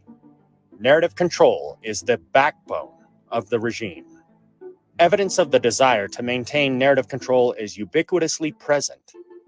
Regime organs constantly bury or amplify messages, opinions, and talking points to achieve the desired beliefs within the greater population. Seizing control of the internet on a foundational level and preventing the free dissemination of information that does not comport with regime narratives is the next step in the continuing war against the right to free speech.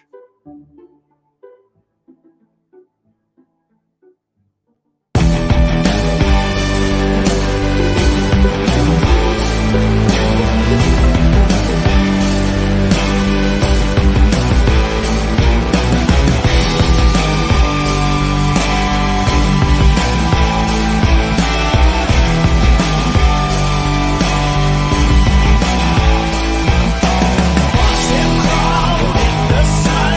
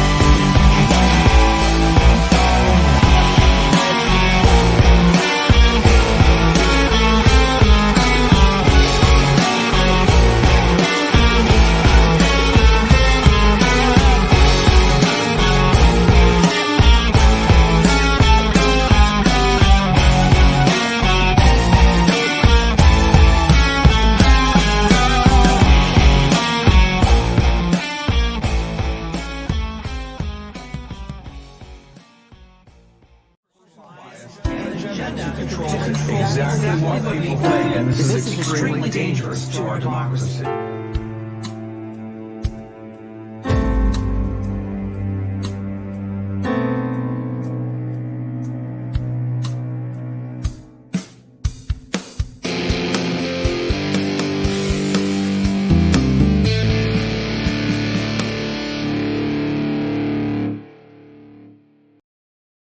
All right. Let me know how the audio is doing, if it's still full and rich and beautiful. And wonderful to see you all here. And I think we have a new listener. What was her name? The screen just leapt on me here. Was it Sherry Ann? Hello to you. If you're still with us, if you're still listening, I will take a look at what you all are saying. We're going to get into, this is the Go Free Lesson of the Day segment. We're going to have a reading. It's going to be a lot of fun. It's going to be a lot of education. It's going to be inspiring too. But it also is putting a fire under our asses, because this evidence, increasing evidence, frequency and intensity of white anti-whites being attacked inside this anti-white narrative is sign that the event horizon is closing in. And so maybe I'll briefly speak to that as well. Let me take a look around the house here. Wonderful to be with you all. Going free. We're going to answer speak immediately to everybody who financially gifted. And let me know over there at Odyssey if it's working. All right. It seems like it is trying to. Big hello to everybody, both places. I don't see... Wait, is this from today? I must be from today, because I don't see. So this is, who is this? Nationalism TV.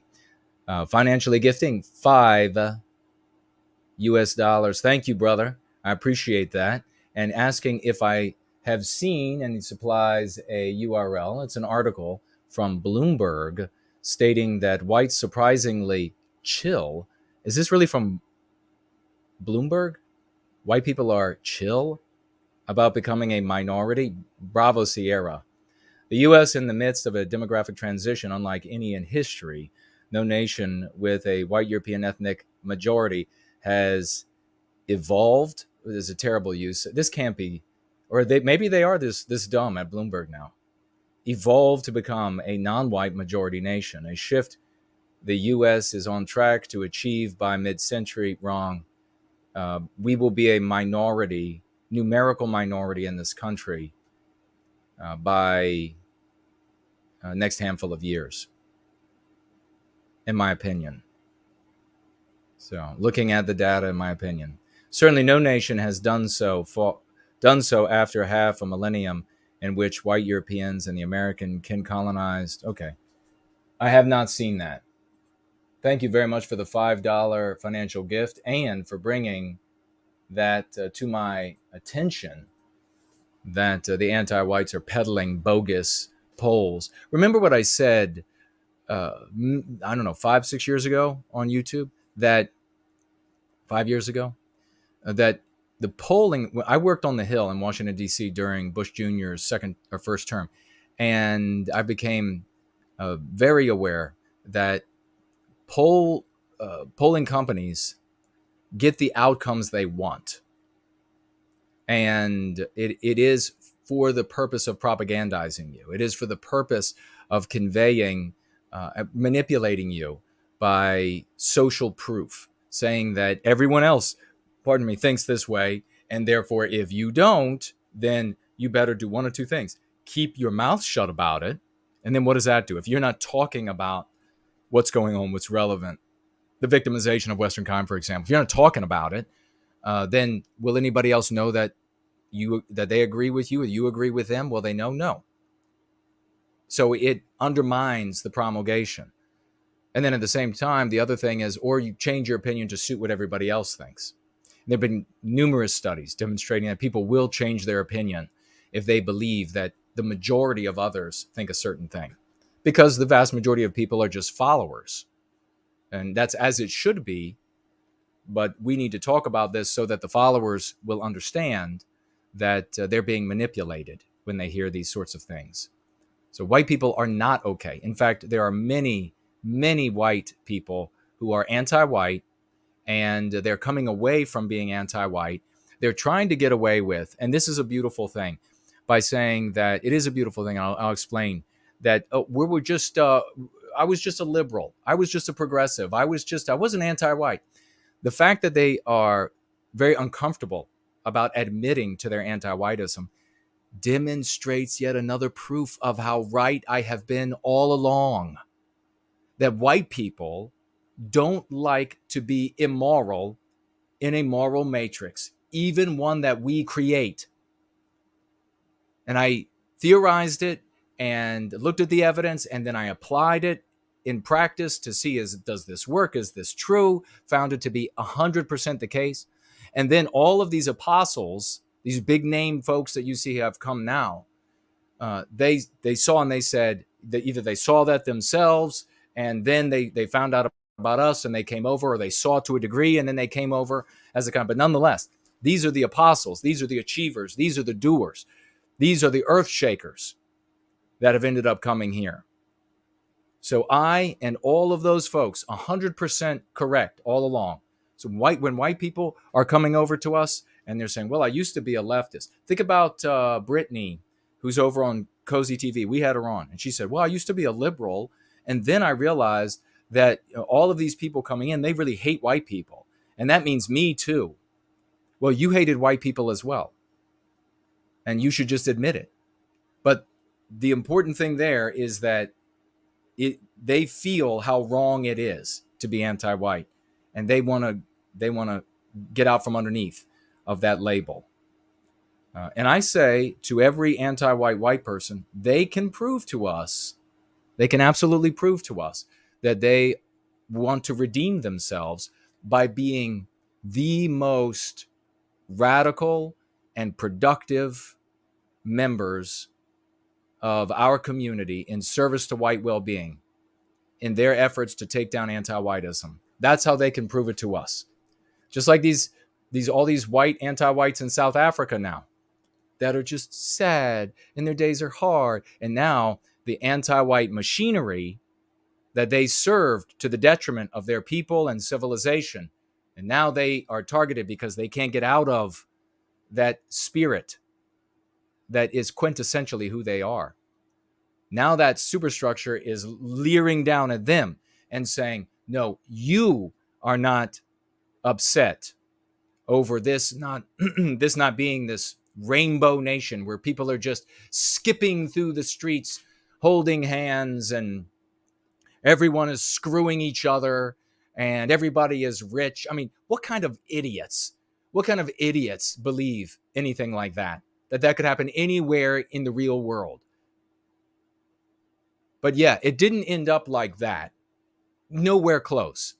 In fact, it's ended up with everything in your world getting worse and every moment of your life being filled with more terror that you are going to be victimized, and it won't matter how many times as you are ritualistically being butchered on a kitchen table that you tell them that you were viciously anti-white, you are still white and they're going to butcher you.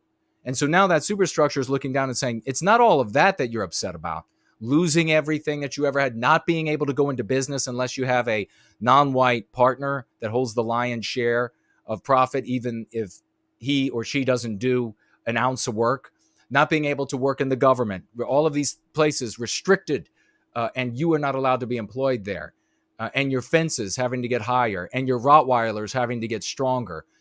No, that's not what's upsetting you. What's upsetting you is that some hardcore gaslighting is that you just feel guilty because blacks have forgiven you. Think about how sick. Think about how fucking sick that is. These are the kind of, you folks, if you do not go free, if we do not say enough of this shit, you're not going to build some sort of a weird political party. You're not going to, all these other vehicles out there. They don't work. They don't work. This is what works. If we don't make this happen, we all are going to end up at the feet of some disgustingly anti-white, covered in sores, anti-white bitch, white female heifer. Because that's going to be the only way that she'll be able to maintain her reprieve until they finally eat her too. You're going to end up at her feet. And she's going to be doling out the victimization. That's what you all are going to have to look forward to. No Big Brother. Trash this bullshit about Big Brother. It's all violent, demonic, big sister anti-whiteism. Every ounce of it. I'll tell you, I really kept it in good because I just scanned a couple parts of that article. I saw things that lit me up. Let's get a big round of raucous emojis, 07s, and some V's for victory. You know who it's for. You know who it's for. Don't even pretend like you don't. Because he's in here at the jump almost every single time. Dude bro moment, financially gifting. 50, let's put an end to anti-whiteism dollars. 50, let's put an end to anti-whiteism dollars. God bless you, good brother. God bless you. And he writes here for white well-being. And I'm glad today. I'm real glad. Normally, I'm just grateful. But today, I'm actually glad that Dude Bro Moment financially gifted $50. Just the money. Just the money. I'm going to be glad about it because today we're talking about support shaming. We're going to talk about it. You have all these me-nots slithering out of their sewers, complaining about people, they give financial gifts to Jason. And so therefore, and then all of the lies and all of the reasons that's bad. What a behavior. What a behavior for somebody who supposedly cares about white well-being. To keep us impecunious, to keep us in the poorhouse, to keep us without a pot to piss in. What a behavior. Please be somewhere in person where I am. Dude bro moment. God bless you, brother. Thank you so very much. Light of the Twin Lamps is back here. Great to see you. Thank you so much again. A $10 financial gift from Light of the Twin Lamps. And he writes here, thoughts on New Zealander whites. Had one as a supervisor, was proud that the, how do you pronounce that, people? Properly, the Maori beat the British. Not sure if true. Said he met a Rhodesian in New Zealand who had a really effed worldview. Still, I don't think he had white guilt, as he was of Irish descent and seemed anti-British. Your thoughts? Well, okay. Anybody who is happy about white people being slaughtered and defeated, white people who are not a bunch of anti-whites fighting for anti-whiteism, anybody who has that position is anti-white. When it comes to these internecine conflicts and these long-standing disputes, the white people who continue to hold these hatreds are going to be left behind. This nonsense, and I get it because I'm a proud Southerner, and we lost our bid for independence, and then had a lot of our history rewritten, and a lot of awful things said about us by the conquering army of our inchoate nation. And I get it. It can be very easy to hold on to these, the hatred and the anger. Bottom line is that we are in a new age, and you got to put that shit behind you. We can resolve in a better world where we control our destiny, and the idea of white well-being has come to the fore. The prerequisite being the well-being of all of our brothers and sisters. We will be able to handle every dispute equitably. These hatreds, I have no doubt, anti-whites have stoked between white people. They have fed into scripts of movies and things like this because this stuff gets weaker over time, passed from generation to generation naturally. You have white people pissed off about what some other group of white people did 800 years ago. That is asinine. That is those folks. I mean, if we were in a healthy society, they would be censored from spreading that garbage. There is no sense in continuing these deep hatreds between and among our different hues. We can handle our differences equitably. We need to set them all aside until we have our destiny in our hands. End of conversation. Anybody who says, no, we have to sectarianize, anybody who wants to say, well, the Irish did this to us or the British did that to us so many years ago. Okay, they did. Okay, you people were bilked out of land or whatever it might be. There was a war that you lost. Okay, whatever it might be. Now they're suffering as much as you. And if you don't learn how to lock arms with the descendants of the people who did that, if you don't learn how to lock arms with them, then there'll be no tomorrow for any of us. It's that simple. I see a lot of these folks. Thank you for the question, Light of the Twin Lamps. And it's a great question coming from, we just learned that Light of the Twin Lamps is a non-white person. So he's looking in at us. We just learned that the other night. Thank you for that question.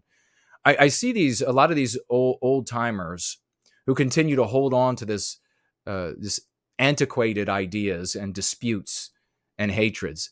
I see them as superannuated. I see them as, their time has come. Just get in your grave. We don't need you anymore. You're useless. You're just a problem now. Just get into your grave and shut up. We have the great Yiz, the eunuch and unifier, here with us, financially gifting $5. Bless you, sister. Weekly folk tithe to support what you said about white flight in regard to South Africa. The answer isn't flight. The answer is fight. But we must do so intelligently and morally. The Go Free method is how we can all contribute toward that. Kip, thank you so much, good sister. A big Kip back to you. Magnificently written. Yeah, you have to redeploy sometime, depending if you get into a really bad area. You can move to another area, continue your service to white well-being, redeploy. But ultimately, you've got to keep up the struggle for white well-being. You've got to continue to resist anti-whiteism in all the ways that you are capable, because it is by way of all of our united efforts that we affect great change in the world. It's happening. We don't need the billionaire donors and the millionaire donors and etc. We don't need that. That's one of the reasons why I developed the system the way that I did. Because I never thought that a day would come, like with Nick Fuentes, where somebody who cared about white well-being or white people generally, or somebody who contradicted anti-whiteism, whether they were intentionally doing it for the well-being of white people or not, could ever have as much money pour into him as he had pour into him. So I thought this had to be able to be done by common folk, the regular folk, ordinary people that lead extraordinary lives. And one of the most extraordinary is the great Yiz, the eunuch and unifier. Bless you, sister. Thank you so much. Rory Herbert is here with $10. Thank you so much, brother. He says, when I was 16, I attended a lecture by the famous legless World War II fighter ace, Sir Douglas Bader. He spoke about his time in the Royal Air Force, but he also made it very clear that he was pro-apartheid. Well, okay, such was the mindset of those who were prepared to sacrifice their lives for their country. Well, I appreciate you sharing that. And that's there's a couple of things there that are important, a couple of takeaways there. Number one, our brothers and sisters from World War II, from Korea, World War I, they did not go to war to give us an anti-white present and a total white erasure future. They didn't go to war for that. They didn't sacrifice their lives and their psyche and their dignity on those fields against other heroic, wonderful white people. They did, though, because they did those acts, engaged in those conflicts, because they thought I'm going to preserve what's back home. I'm preserving what's back home. We should take that into consideration every single time anybody talks. We should voice it.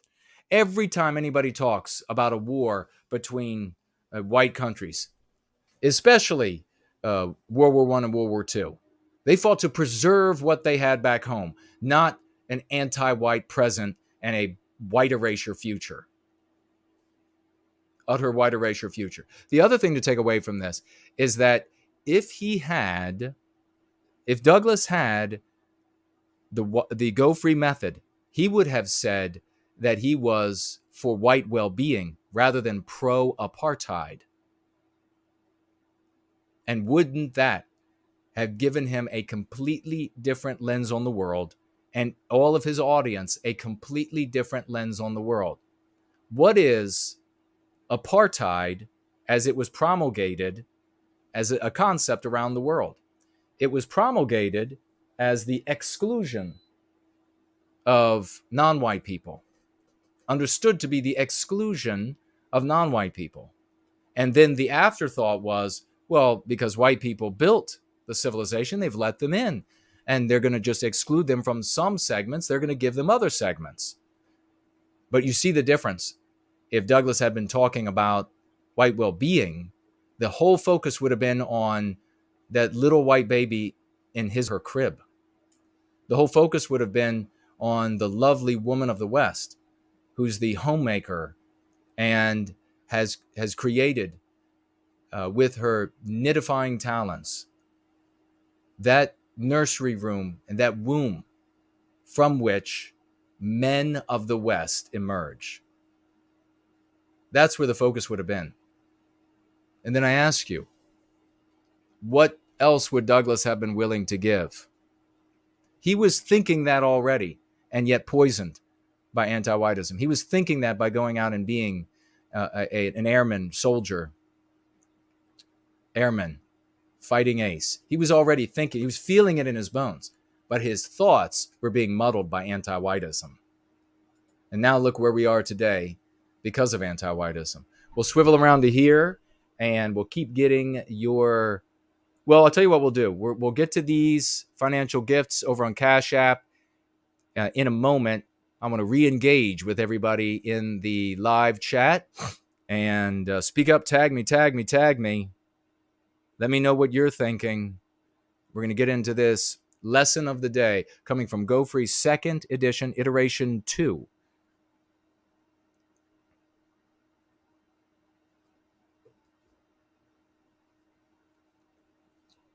Daniel had written that non-white people fought in those wars. If you're talking about World War I and World War II, non-white participation was almost non-existent, especially at the front line, in my opinion. And to agree with you, the non-white people who joined in whatever way they could because they wanted the best for the country in which they lived were also heroes, without question. Let me see. Elaine says, no white guilt forever. First, last, as well as here. If you really were fit to lead, you would check your Cash App. I'm going to get to that, brother. That's great. He also says, no more sectarianizing. Amen to that. The tree godfather is with us. Says, good evening, Jason, and all my white brothers and sisters. Fit and healthy at any age. Franklin, Raymond Foster, all here. Great to see you all. Dude Bro moment in the live chat. Science Man is here.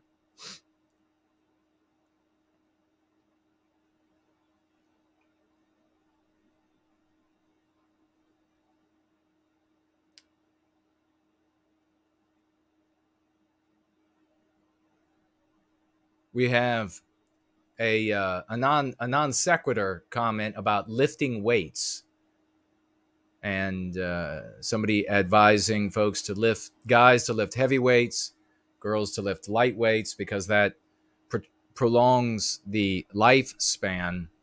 I don't know about that, but I do know that any man under 40% muscle is basically a woman, and women are basically useless. Well, not entirely. Not entirely. They are. Some of them are really good for pec workouts. But we got great women here in service to white well-being. Love every single one of them. They are head and shoulders above the rest of the female population. And we love them. We love every one of you. You know it. Athos is here. Art Acrobats is here.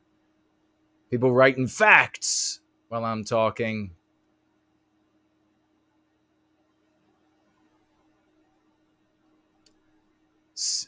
Same person saying, you think that the oppression in... Okay, you think that the oppression in South Africa was okay? We're gonna do this. We're gonna make it easy for you to understand, because obviously I explained it, but it still didn't click for you. So folks, you might experience an anti-white in your midst where even though you explain it very plainly and simply, it doesn't click. So we're gonna take it down even another notch for you to understand this. You're gonna allow a bum to move into your house, a homeless person. And this is not deserving poor. This is undeserving poor. Well, let's even go ahead and say it's deserving poor. A deserving poor person who, no fault of his own, loses his job and he tries hard. He can't get another job and he's just out on the streets. He's not doing well. So you see him and you say, you know what? I bought my house. I bought my house. It's my money. It's my hard work. And the rooms are mine. But I'm going to have this deserving poor man move into my guest bedroom so that he doesn't have to be on the streets anymore, because it's sad to see him out there. Hurts me. And I'm going to have him move in there. And you bring him in and you're like, all right, deserving poor man, this is your bedroom. And you can say hello to my wife and there are my children. And this is your bedroom. And here in the pantry, you can have these 2 shelves. And then you can have these cabinets. And you can use this bathroom. Those things I'm giving to you for you to use. And the deserving poor man moves in. And he's able to get some sort of a small job. And then maybe even though you don't want to charge him, he's able to give you a couple bucks here and there on the side while he lives in your house. And then one day, after a number of years, he comes to you and he's very angry. He wants to know why you haven't given him a space in the garage.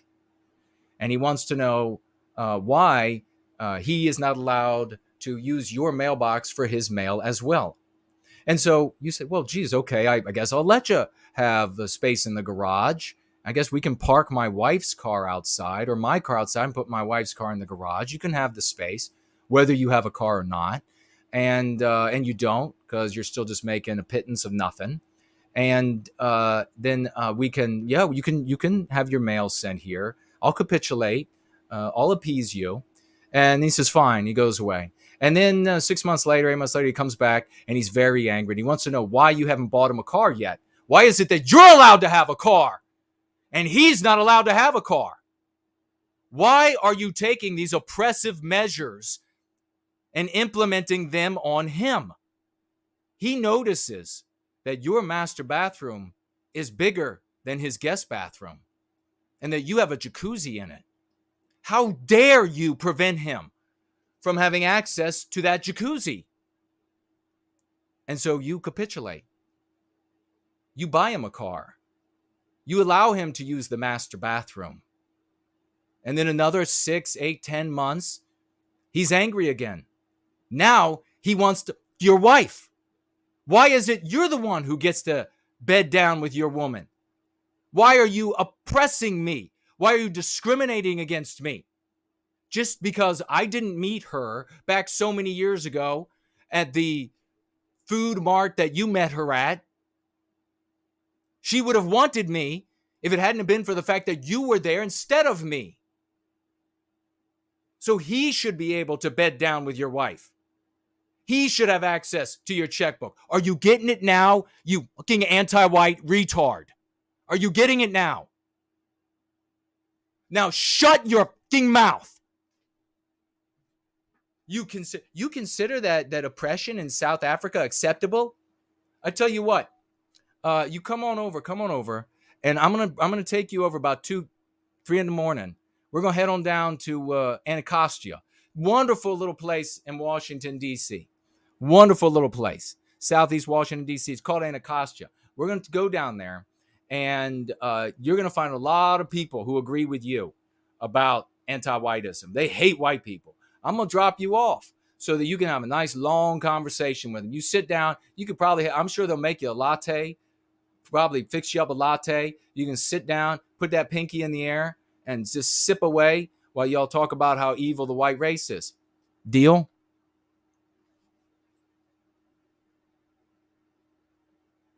Anglo-America. I have a friend who identifies as Nat Sock. I'm sorry to hear that, brother. I hope we can get him away from that. Anglo-America writes on, oh, it's a she. She is going through depression due to anti-whiteism and contemplated suicide. She's a mother of 2 young white babies too. What should I do? Brother, publicly, if you're not aware, I'm sure you already been around for a long time. You have to act fast. We have 9 people publicly declare on these streams that they were going to commit suicide. They've written suicide notes. They had figured out the chemicals to use for the suicide. They had figured out the day that they were going to do it. And the Go Free method helped them see their value in themselves, helped them refocus on the love of our people. Let them know that others, and there's more than 9. There are 9 people who have come forward publicly saying this in the midst. Let her know that took place, that there are even more, that because it's such a challenging thing, because it's such a heartbreaking thing, a moment of weakness to be in that place, that others have shared with me privately. So it's more than 9 have shared with me privately that they were going to commit suicide until they found the Go Free method. Let her know that. Get her a copy of Go Free. Have her start tuning in to our gatherings. Have her start tuning in to my role in Going Frees and everything that we do here. Tell her there's a community that will love her, that will embrace her, that will teach her how to overcome the demons, the anti-white demons that are in her head. That includes the meme pathogens that anti-whites, the anti-white ideas that the anti-whites have infected her with, plus the anti-white antag role that she has adopted. Now, remember, if she's done research and she feels like she has found some true history or something like this, that's something else. But the focus in the role that she has adopted is deleterious for her. There is beauty in her and her children, and she can be powerful. She can overcome the anti-whites. She can't do it as Natsock. She's just evil there, and that's why she hates herself. That's why she sees no future. Tell her that as well. She can see a future with us. She can see the steps to take that will make her more powerful than she is today, that will inoculate her children against anti-whiteism so that they can be a loving unit. Please let her know. And if there's a name that can represent her that we can use, we will send her prayers. We will send her energy. But keep us abreast of that. Thank you so much, Anglo-America, for stepping in. For stepping into to this gap before she becomes another victim. This is what I'm talking about, folks. Over all of these years, I've watched these different circles within the white sympathetic sphere of people just getting more and more depressed, because that's the purpose, either the direct purpose of the vehicle and the lens thought process, or a consequence of what otherwise was what hoped to be something that could work for our people. And it just failed. Please, brother, let us know. Lunder says, Raymond Foster's birthday is today. A big happy birthday to the great Raymond Foster down under, with Lunder down under. Happy birthday, good brother. Thank you for your service to white well-being, making videos. And Raymond is like me at times. Both Raymond and I are trying to be more diplomatic. And maybe we'll have, Raymond, you and I will have a competition. We'll see who can get diplomatic first and bring people to white well-being in a more accommodating, a more friendly, a more loving way than we have in the past. But a big happy birthday to Raymond Foster. He's made great videos. We play bumpers made by Raymond Foster. He's been out in the streets spreading literature down under. Big happy birthday to you, good brother. Who's here? Who else is here? Who wants to talk?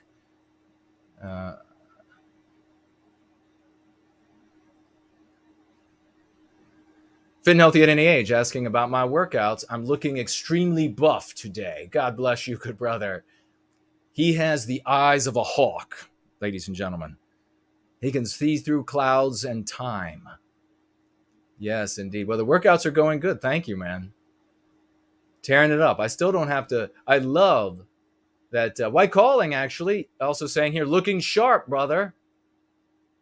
These people are magnificent. Biospirit of the West said, making dinner with no white guilt. What are you doing with no white guilt? Are you making dinner with no white guilt? Are you saving Western civilization with no white guilt? Are you climbing the Alps with no white guilt? Are you making love with no white guilt? Jonathan is here. Private Life is here. Sergeant is here.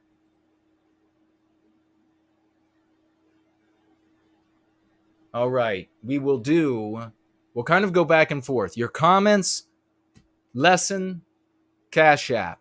And we'll get to first, not last, because he's eager. He's eager. And we love it. Ginger is here. Axis Mundi is here. The champs have shown up to White Wellbeing. Let's talk about right away. We took a look at the other night, and it was fun. When I get on late at night for a roll-in going free, if you want to sit back, you want to chat with me, you want to hear stories, I tell more stories then. There's no real time limit. I'm usually not here as long as a regular going free, but I was this last one, 4 hours. And we shared a lot of interesting, funny things. And if you missed it, man, that really is wretched. At the very end, the purpose of the stream, though, was to review this mélange of a conversation. Was it billed as a debate, a white grievance debate?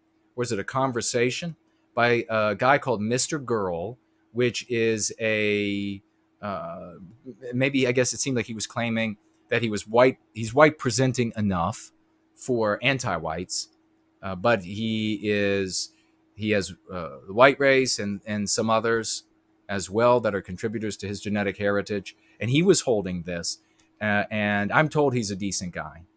And but then there were these others on the panel. I don't know. There was a black guy. I don't know who he is at all. Never heard anything about him. The other ones, well, no, there's another one too. One other white guy, I guess, that I hadn't heard anything about. And then the others, and if you all know their names, you can share them in the live chat. They were there to talk about grievances of white people. And so a lot of people watched this video and they said, what in the hell is this? How does this make any sense? Why do you have these anti-whites coming together to talk about white grievance? Is this, and a lot of people were coming away from this saying, well, this is just an attempt to mock us. This is just an attempt to diminish the victimization that we experience and that we have and will continue to experience. And then they just dismissed it after that. Then I, hypocrite, whom I may be streaming with on his platform on Tuesday or Wednesday evening. Keep an eye out for that. Maybe streaming with him on Tuesday with I, hypocrite. I know I'm sharing it for the first time, so some of you are going to be like rocking out with excitement because of that. And maybe it's going to be, who knows how far that could go, how much that just contact there can embolden people. I, hypocrite, ends up doing a review of this monstrosity. And it's actually like 3.5 hours long. But iHypocrite breaks it down, I think, to maybe 20 some minutes or 30 minutes or something. And he does a superb job during the time. He speaks most of the time. The panelists speak very little. He lets them make a point, and then he rebuts them with magnificent evidence, pieces of evidence that he has gleaned and brings forward to demonstrate what liars they are, disproves their positions and arguments. He does a fantastic job at it. And so there's that out there. And I got to see a little bit of that. But I wanted to take a quick look at it and talk about it with you all. I kind of dragged my feet while we were together starting the video because it was lame. It was so lame.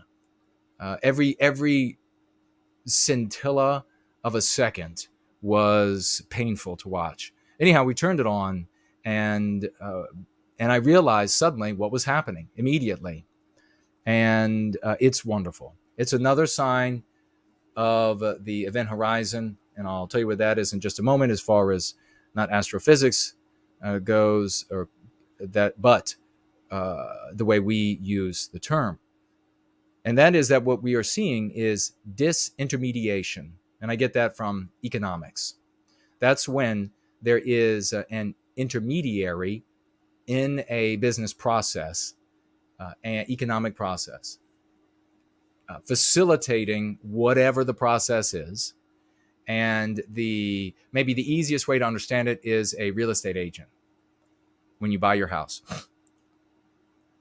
And disintermediation is when the intermediaries have become unnecessary, superfluous. Sort of the same thing here that I instantly saw when this panel began discussing white grievance. Everything, of course, is going to be seen from their personal lens of the world. What's happening for these people? Well, this is the same thing that I pointed out that happened to a true vile piece of human waste by the name of Tim Weiss, Antiwhite. Tim Antiwhites. Just put that together for you. And he used to travel the country, just a disgusting anti-white. He would travel the country talking about how good it was that white people were being victimized. And I understand him to be half white, half Jewish, but all anti-white. Then that's all that matters to me. And traveled the country. He would get paid lots of money to show up at universities, speaking to almost 100% non-white audiences very often. And the university and or the group or whatever it might be that brought him in paid him big speaker fees. This guy was rolling in dough. And then it was maybe as long now as 10 years ago that folks, maybe even longer, that non-white anti-whites and white anti-whites began to openly talk about why are we allowing this white man to come and lecture us on anti-whiteism, on how evil white people are, and make all this money off of it. He sells all these books. He lives in a big house, has a mansion, wonderful cars for he and his wife, good for them. And sends the children off to expensive schools, private schools and everything, good for them.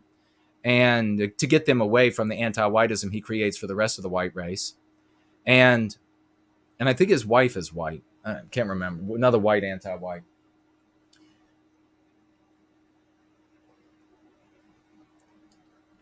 And these anti-whites of all races began speaking aloud, wondering aloud. Why are we allowing him to be up there?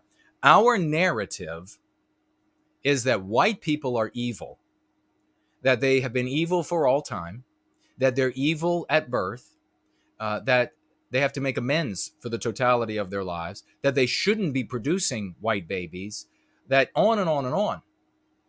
And yet, we're listening to a white man at the front of the room.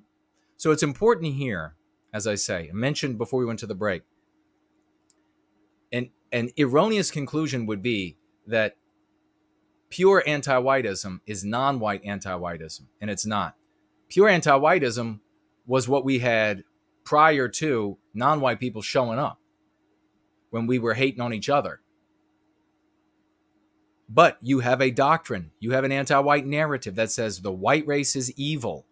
The white race is done evil for all time, and they do invisible evil today to non-white people. And if that's the case in your doctrine, then how does it make sense to continue to have white males and white females making the money off of the books and the speaking tours?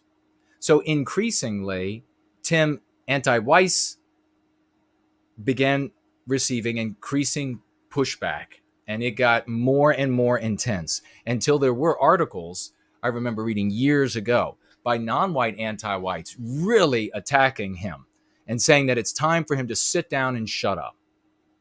That's disintermediation. They don't need him anymore.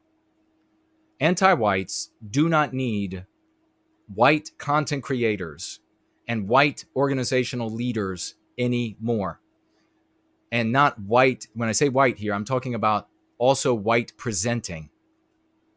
So when the average anti-white of any race looks at Tim Weiss, or they look at the people that were on this panel, they're gonna conclude white people, whether those people identify as white or whether or not I would call them white, or the average white guy on the street would call them white. That all is irrelevant. What matters is how an anti-white perceives them, either white or non-white. So these anti-whites, white and non-white, that make up the rank and file, are pushing back. And who feels the heat? More so than anti-white content creators that are white, anti-white organizational leaders that are white. The folks on this panel were there to bitch and moan that their anti-whiteism is now harming them. Just like the anti-whiteism of the white anti-whites in South Africa has come full circle and has begun to devour them. These folks, these guys, these soy boy pathetic, they don't have, all of them put together, don't have enough testosterone for even the little pinky of fit and healthy at any age. I mean, they're jokes. They're jokes. Nobody should listen to these doughboys. They have nothing to say. They're anti-white from top to bottom. Anybody who is a abject hater and therefore traitor to their own kind is diseased, in my opinion. No, they don't care about your victimization. They didn't have this little conversation because they wanted to diminish what's happening to white people. They didn't have this conversation in this panel because they wanted to mock our victimization. No, they really got together to talk about that it's getting harder and harder to be white and anti-white as a content creator and organizational leader, because they're seeing in their live chats, they're seeing in their DMs, they're seeing in their emails, anti-whites of both white and non-white races saying, enough of you. Why are you still there? Why are you still talking? We don't want to hear from any more white doughboys. We want to hear from empowered non-white anti-whites. What does this mean for us? Well, for one thing, I love it. And if I were sitting with you right now, we would raise a drink of choice. Coffee would be my wont, but I will also raise tea and occasionally something a little stronger, but maybe even a glass of water. And we would salute what's happening to these pieces of garbage, because it is a wonderful thing to see them bitching and moaning that anti-whites are complaining about them now. I love it. I love it. But what does it mean on a larger scale? And by the way, look for more of that to keep happening. Look for these people. I made a prediction the other night. They're going to begin inching away from the hardest core anti-white positions to trying to carve out a niche for white anti-white content creators. You watch. That'll be the most obvious sign. It'll be like running a flag up the flagpole that no white guilt was right again. I guarantee it.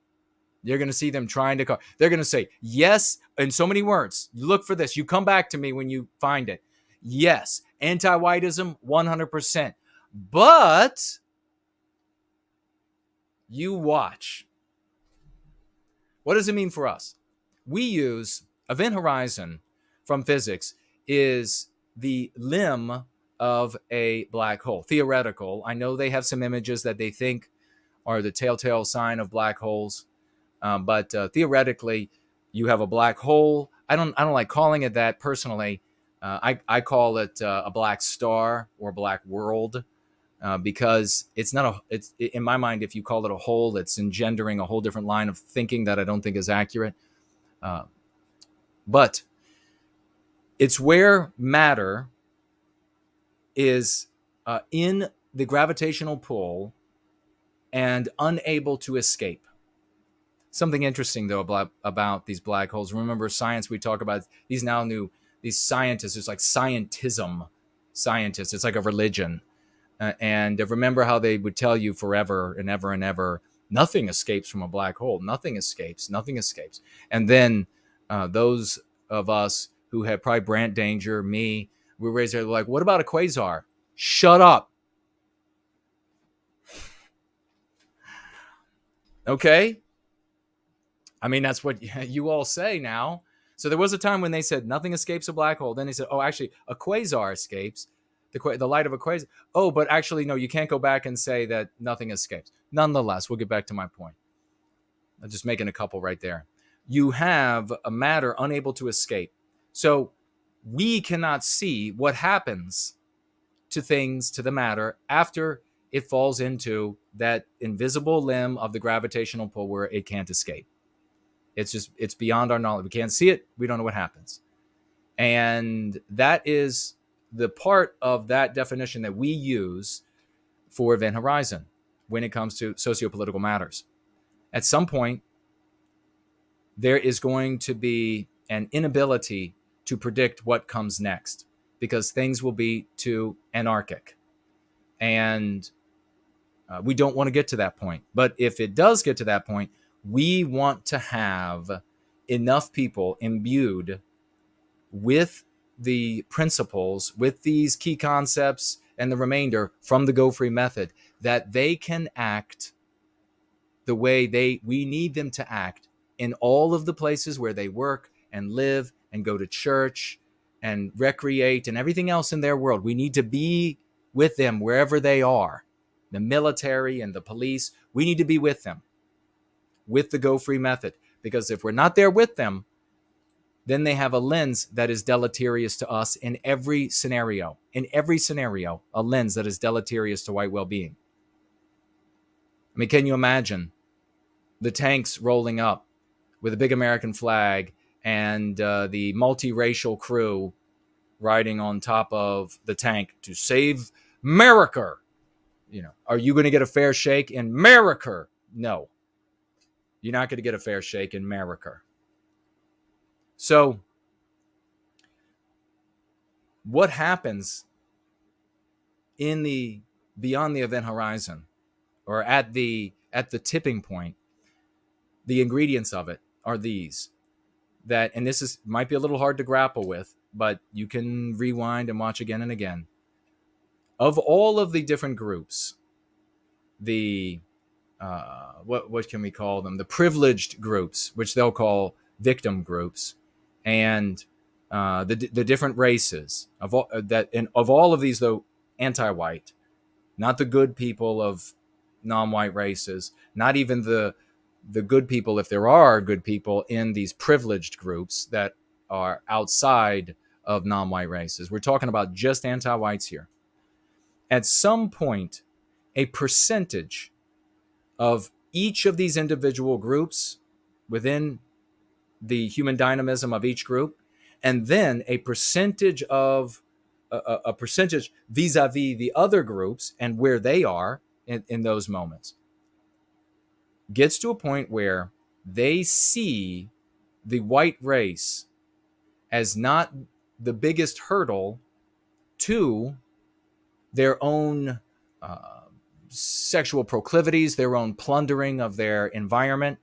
Because if you recall from the Go Free method, anti-whiteism is based in jealousy and envy. But then, as anti-whites inflict that injury, they get other opportunities that engender other hungers, plunder and lust. And so, back to what I said a moment ago, bring it forward again. Seeing an environment where the white race is weaker and weaker, and then wanting more and more, caring more and more about the plunder and the lust relative to the others in your group and those groups relative to each other, becomes an increasing issue for individuals in these groups and then the totality of the collective. As that happens, and it will be a messy, motley sort of a thing. It's not going to be, don't look for these very simplistic left, right, on, off, up, down scenarios, light switch scenarios. It'll be a very messy, like giant car crashes and pieces going everywhere sort of scenario. As this comes to fruition, you will hit that limb on the black hole where these different groups begin to turn hungry eyes on each other. And there's no way to know or predict how that plays out. But it's not good for us if we don't have a single set of concepts governing us.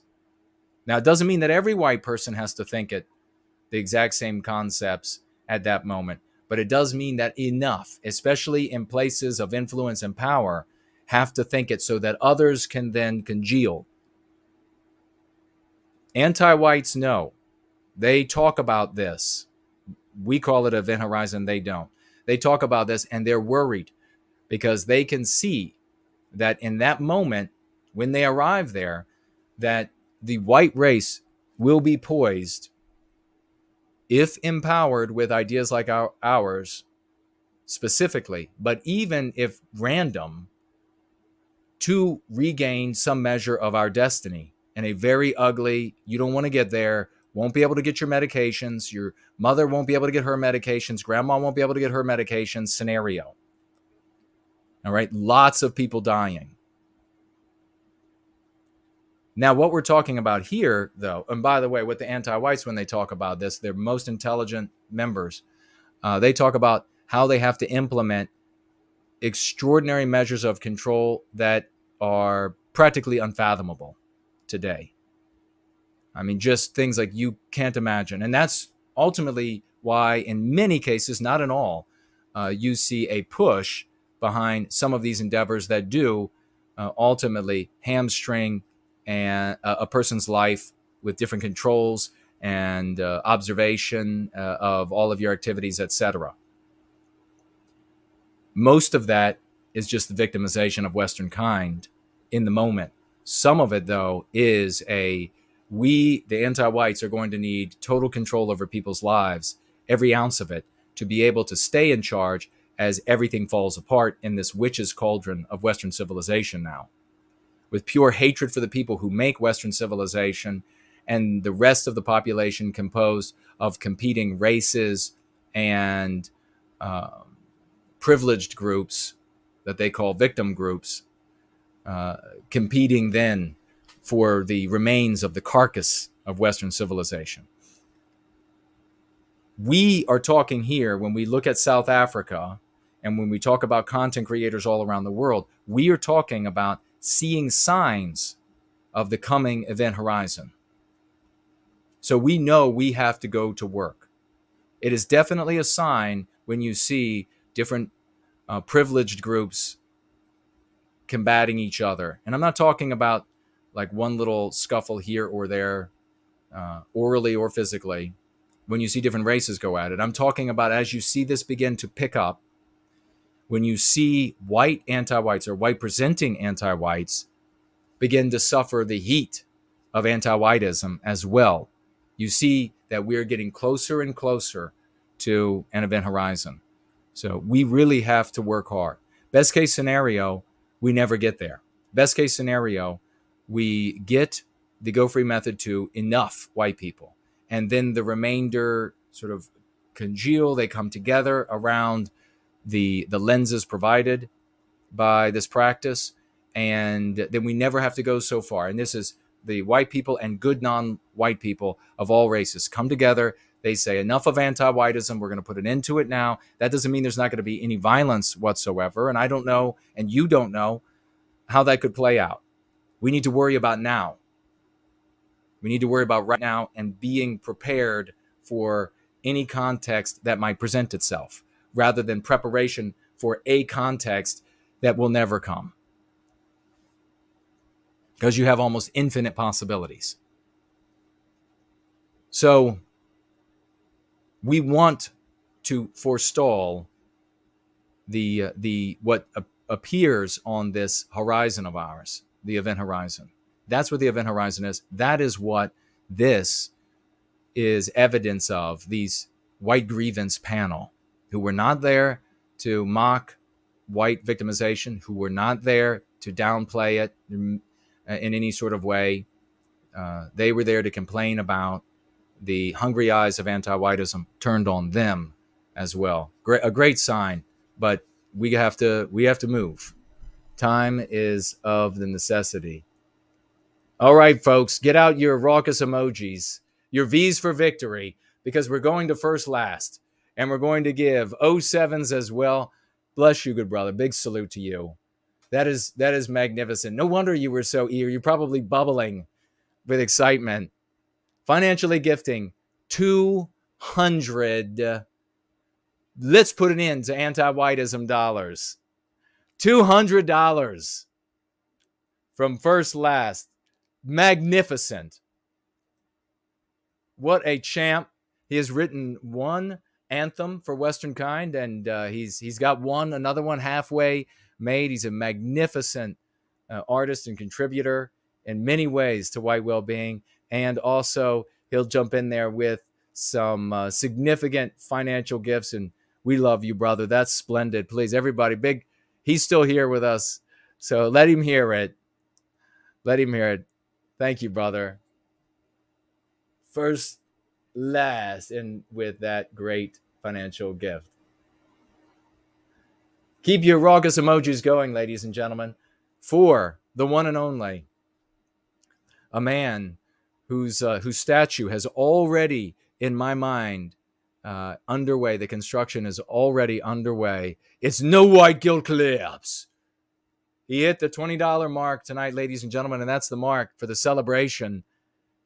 07's V for victory, W for win, $20 financial gift, saying everything he had to say with those $20 to put an end to anti-whiteism and the good work that we're spreading here in service to that, saving lives, literally, but helping people in myriad ways, our brothers and sisters, redeeming them from these failed endeavors, from these failed vehicles, from these pernicious ideas about how you fight for white people by hating everybody else, by focusing on everybody else's warts. We're bringing them back to something that's loving, something that's true, something that'll make a difference in this world, something that'll prevent corrupt organizations like the FBI from doing the kinds of things that they do, because we will put people in place that'll put an end to that sort of thing. God bless you.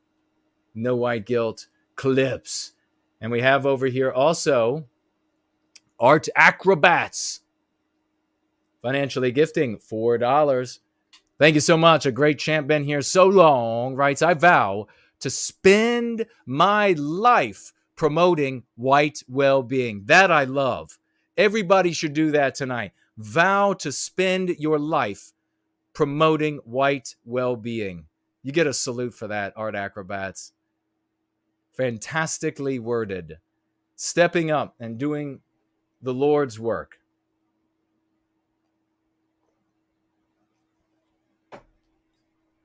A great financial gift, brother. Thank you. Great words. Thank you, brother. And thank you for the financial gift. And we have here raucous emojis still rolling. Raucous emojis still chattering, having their party seizures. Axis Mundi financially gifting $22.77. Thank you so much, dear brother. He says, for the well-being of Western kind, fire and clay. Oh, I love it. He has fire emojis and an emoji of a galaxy, spiral galaxy rotating like our very own Milky Way here. That's beautiful. Fire and clay. That is from Prometheus Rising. Take Back Your Destiny, where I rewrite the character of Prometheus. The original story helps to inform that character a bit, but it's a rewritten character of Prometheus. And do check it out if you haven't yet. It is available at nowigotcollectibles.com and also at Amazon for now. And let's hope it stays there forever. And it is a didactic novel teaching you about our people, our strengths, our weaknesses, and how these are used against us both, and how we can use both to empower us. Thank you so much for that, good brother. And we have, here it is, ladies and gentlemen, you knew she would be here. I love Jesus Christ. I love Jesus Christ. $10 financial gift. Thank you, sister. And as she does always, so reliable, she writes with that $10 financial gift for white well-being. That happens out of love, folks. That happens out of love. And here's another champ, our in-house philosopher, the great Slots, financially gifting $2. And he says that, he's quoting here. He says, the prettiest white person can't be prettier than the ugliest non-white person. Yes, it's a meme curative that he came up with. And this seems like it's built off of or connected to our MC about healthcare, and that the healthiest white person can't be healthier than the sickest non-white person. And that is the consequence of equity in healthcare. Just like we have the consequence of equity in education, the consequence of equity, and equity is a meme pathogen in the anti-white narrative, which victimizes white people. And so here we're talking earlier about the salons, and Slots very quickly, brilliantly threw that together. God bless you, good brother. You're absolutely right. Yeah, it's going to, it is not a stretch to say that we could end up in an environment one of these days where they say, well, a white woman has to hide her hair because non-white, specifically black non-white women, don't have that hair. And so white women have to hide it. And so that they maybe even have to wear wigs, even, because you don't have the same outcome. If non-white women are wanting the same outcome and they're unhappy, and I assume the outcome would be society finding them beautiful and in their minds. I'm not talking about my mind or the minds of any of us here. I'm talking about in their minds. That society will find them as attractive as they believe society finds white women. That men, attractive men, will find them as attractive and desirable for sex as they perceive that attractive men find white women attractive and desirable for sex.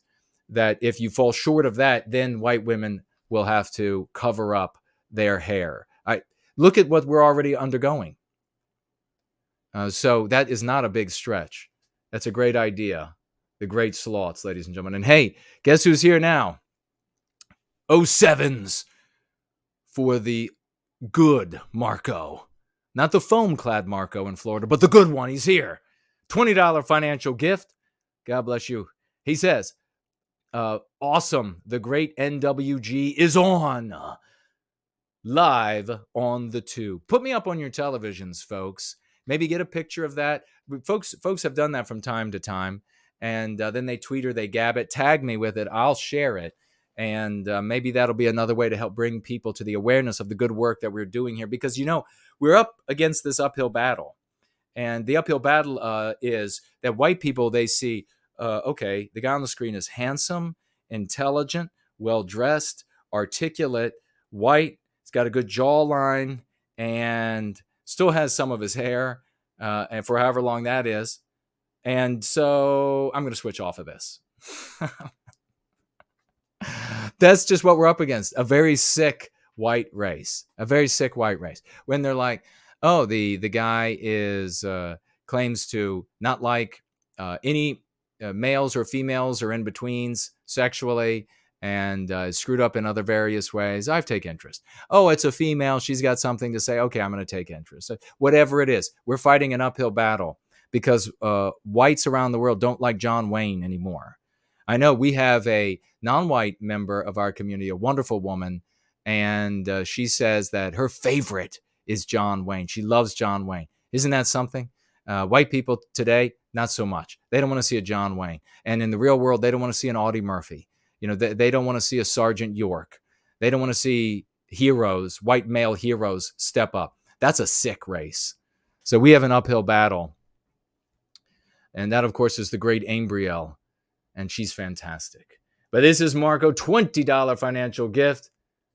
Thank you so much. And he adds tax on another financial gift of $1 to that, making it 21. And he says, who is this? Artemis 1 mission is this month. I'm so excited. Oh, I don't know much about that. Is that the thing for Mars? What is it?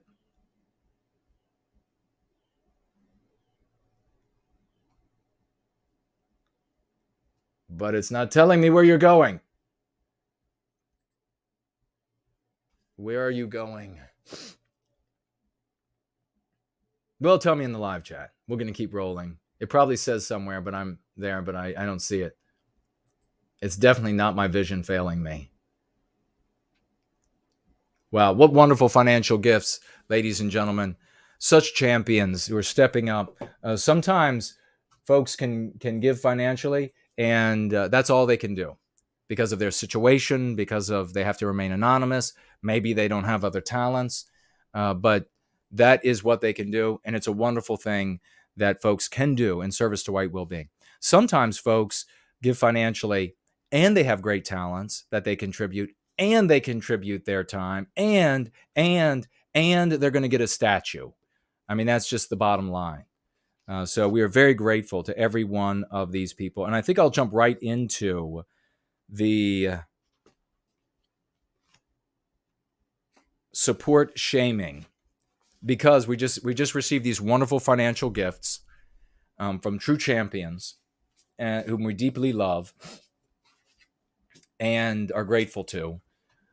Because, bottom line is, if I were genuinely ask yourself this question, I've been doing this, standing up for our people, since 11 years of age. 12 years of age, I dedicated my life to us. I started participating in white sympathetic organizations, being a member and helping 17 years of age, roughly, and then 18, absolutely, once I was a legal adult. And I have been involved ever since. I have been a leader. I have been a supporter. I've been a follower. I've been the guy on the ground distributing thousands and thousands of useless leaflets. I have led meetings. I have led scientific inquiries into different types of verbiage. I met with a police chief, which was a real bad idea in one city, and to try to mitigate their concerns about what the study I was doing in their city. And I have been out there pushing and scientifically proving a new approach, growing that approach. This has been my whole life. So there's no doubt about who and what I am. And we could go on with other proofs, but if I were a multimillionaire, how much of my wealth would be going toward white well-being? What more would I be doing? So to conclude, and this is pertinent to this support shaming, to conclude that I would only help white people, that I would only spend thousands and thousands and thousands of hours developing the Go Free method, developing Prometheus Rising, figuring out how to write like that, teaching myself how to write like that lyrically, writing didactically so that there would be this origin novel that empowered us from the very beginning of our people, developing a method or organizational an organizational vehicle to advance against the anti-whites that the anti-whites had not seen before, and therefore the anti-whites could not undermine, not just because they hadn't seen it, but because I had also studied networks, studying various sciences over the years, autodidactically, so that I would be equipped with the knowledge necessary to create the vehicle, to create the literature that actually effectuated positive change for individual white people and white people in the aggregate, back down to the individual, serving the individual selfishly. So by the same mechanism that capitalism works, people would take it up and use it to their own benefit, which incidentally would benefit all of us, and therefore become a curative contagion passed from one person to the next. Deep, deep work of many, many hours has been invested. If I had millions of dollars, so much more would be getting done.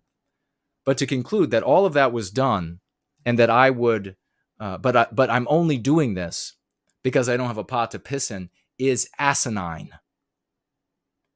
It is truly asinine. This is my life. My people is my life until the very end, until the very last breath. And so the implication, of course, is that, well, if Jason's only going to do this as long as he needs the money. So as long as he's poor, he'll do it. But when he's not poor, then he won't do it anymore. Bravo, Sierra. And that implication comes from people who are support shaming. And we all need to know this very powerful concept in service to white well-being, because both anti-whites and folks in the white sympathetic sphere use support shaming to shut down what they perceive to be successful, even if it isn't objectively successful for our people or for the individual. Support shaming is this: criticizing an advocate for white well-being with the intent to undermine his or her efforts for white well-being, for accepting and or asking for various forms of support, volunteer, financial, etc. And I have a note here: withholding or questioning support to newcomers to the white positive sphere is not support shaming. Such individuals have to prove themselves worthy of support with self-sacrifice and a history of successful advocacy for white well-being. So in other words, in this note here, this caveat, somebody can't just throw up a banner. We're not fools, right? Somebody just can't suddenly throw up a banner and say, I'm white positive, and if you don't give me money, it's support shaming. Somebody has to pay their dues. Somebody has to sacrifice. You know the tree by the fruit it produces, and the fruit it produces over time. When you see that, when people show up and they see $1 to $200 or whatever it is given to such a content producer, and they say, oh, well, that person's just a grifter. And we see a lot of me-nots say that about me. Oh, it's just a grifter. Oh, he's just doing it for the money. Oh, he's just trying to de-radicalize for the money. On and on with these excuses. If you have support shaming, the concept, in your vocabulary, in your mind, you will be able to point out what they are doing. And one of the most powerful ways to defeat people, and quickest ways to defeat people in an argument, is to point out the tactic that they're using. So you point out that they're just support shaming. Ultimately, that leads, of course, to an impoverished community when it comes to the advocacy for white well-being, white sympathy of any kind. And that's ultimately what you see, is this deep impoverishment. Because nobody, why hasn't, you think about it for a moment, and we're going to move on. By the way, this is page 201 in the book, if you want to go check it out for yourself. Why hasn't there occurred wealthy people out of the white sympathetic sphere. Now, I'm not talking about, I'm talking more about like our circles. If you want to branch off like a white sympathetic person like Fuentes did, and then make appeals to Catholics, and I personally think that's a disingenuous thing to do. Like, I know that there are Catholics out there who they tithe, they give a lot of money to their church. There are Mormons who tithe and give a lot of money to their church. They could very easily be convinced that your tithe should go to this content producer instead, or half of your tithe. That's a very easy way to get Christians to part with their money for you and then make you suddenly a millionaire. That's not what I'm talking about here. What I'm talking about here is why isn't that the intellectual, socio-political endeavor routinely created wealthy people? Well, for one part, leaders, people who are trying to do good things for, even if they're wrong, even if they're in error, for some white sympathetic way. Part of it is, number one, white people don't have all the money that anti-whiteism claims we do. Number two is that white people are self-centered, radical individualists, and they think that it's a good thing, and they need to have that slapped out of their mouths. Being a radical individualist is not a good thing, and we're seeing the consequences of that in every aspect of our lives. Another reason is that you have support shaming. You have something here that works for white well-being, for the individual all the way up to groups and the society as a whole. Defeats anti-whiteism. It makes people's lives better. We see it everywhere. We have endless evidence of it, and it's been for many years now. It's just proven it's the end of the discussion. So you would think that there would be storms of people showing up saying, we want more of that. We want more of what works. But part of the reason they don't is because of support shaming. When it comes to me specifically, these me-nots go out into the world and they will spread gross rumors and lies and say that, well, he's just doing it for the money. Just that pittance, that tiny little bit that actually comes that you couldn't live off of, that tiny little bit that comes in for the past 30 years. That'd be a really pathetic life. That'd be really pathetic. So make sure you have this in your mouth. Support shaming. When the me-nots and others show up and they begin talking like that, shut them down right away. One thing we don't want you doing, though, is speaking or writing like an anti-white. This was another, really, as we hit the top of the hour here, and I want to get to calls. What should I do? Should I keep that for next week, or should I mention it quickly? I want to go into it briefly because we just covered this with the Sean Hannity and Hawley just car crash, train wreck. Watch that live stream, and you'll see in a startling way how diseased their minds actually are. They have been taught to speak and think and therefore speak in a way that is detrimental to themselves, detrimental to our people. And they have no idea how sick they are, how destructive they are. Do you speak or write like an anti-white? This goes to the core, and this is on page 117, Go Free. This goes to the core of what I was talking about there. Do you ever notice yourself or others speaking or writing from the anti-white perspective when objecting to anti-whiteism? Now, I want you to think about content creators in the white sympathetic sphere, news aggregators in the white sympathetic sphere, people that you're listening to or reading, right? Whether it's a webzine or a printed newspaper that's reaching you, and you're reading their words. If they do this, speak and write like an anti-white, you need to do one of two things. You either need to stop watching, imbibing, reading their material because it's poisonous, or you have to translate everything you read, everything you hear. You know, there are big doom documenters out there, and they talk about the news, they talk about things going on in the world, and their speech is entirely anti-white. If you're hearing that, your infection is getting deeper by the day. You're not going to get any better. And you really have an eye, folks. If you were there the other night, you can tell people in the live chat now how eye-opening it was when I kept stopping and showing exactly, saying what they were going to say next, and then when they ended up saying it, seeing how diseased and destructive it was, how self-destructive it was. It was truly eye-opening. Okay, then I give some examples of it. Quote, "We are the bad ones, so we are supposed to shut up and do what we are told." Close quote.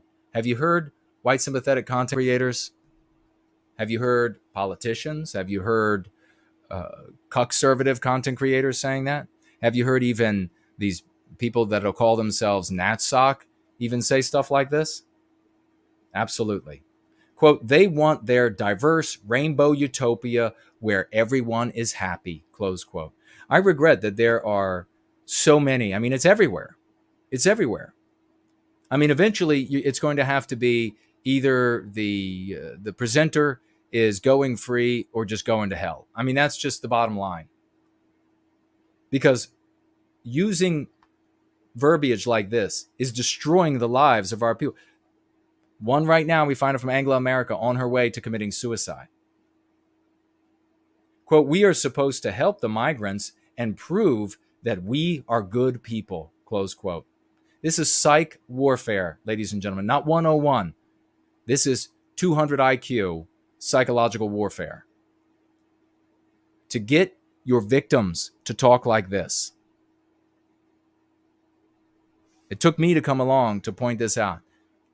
And it took all these great champions stepping forward, these heroic knights and heroes of the storybooks yet to be written, to step forward, to tell everybody, my God, they have gotten you to speak incantations of your own destruction. Quote, "I want to preserve my traditions, and that makes me evil." Quote, "They are stunningly brave heroes when they radically change our societies." Quote, "We are the good guys if we reject those bad white people who care about Western civilizations." Are your guts starting to turn in knots yet? With the realization, with these epiphanic moments of holy hell, they've got us to speak the incantations of our destruction. This is what Go Free does for you. It opens your eyes and then helps treat you for the deep infections that are destroying you. Speaking of writing from the anti-white perspective is indicative of deep psychological wounds or white noir. Such behavior is an attempt to medicate white noir with passive-aggressive irreverence toward anti-whiteism and the anti-white oligarchs. Very often, those medicating their white noir in this fashion will articulate many of the MPs with which they are infected. So you can keep an eye out for that. And it has chagrined me to all hell watching some of these doom documenters over the years reveal to me and to everyone who had the eyes to see it exactly the MPs that had infected them, sometimes the strongest for them. Here are some examples of the MPs that a speaker or writer mentioned, numerous MPs in the examples above I shared. Whites are the bad guys. Multiracialism is a positive that leads to greater benefits. Westmen are moral if they empower non-whites at the expense of white people. Serving white well-being is immoral. Anti-whites are our betters. Opposing white well-being is moral and makes us a good person. This is what was just articulated. They were revealing, those who use such statements, the MPs that they were infected with. Whether you or others have spoken or written like an anti-white, use the opportunities to identify MPs in yourself and make a commitment to yourself that you will never or never again speak or write like an anti-white. And then in here, because this is a workbook, you don't read this once and put it down. You don't read it twice and put it down. You don't get it in the mail and then put it on the shelf because it still looks pretty and it'll look good on the shelf. This is a workbook. I want to see scribbling throughout this whole book. I want to see these pages all worn. You can get a pretty one if you want to put up on the shelf. This is a tool. Do your tools, if you're a draftsman, if you're a carpenter, if you're a mathematician, whatever your tools are, you work at daycare, whatever your tools are, do they stay pristine or do they get dirty and worn and used? That's how this is supposed to look. This is a tool. It's a practice. You've got to get into it.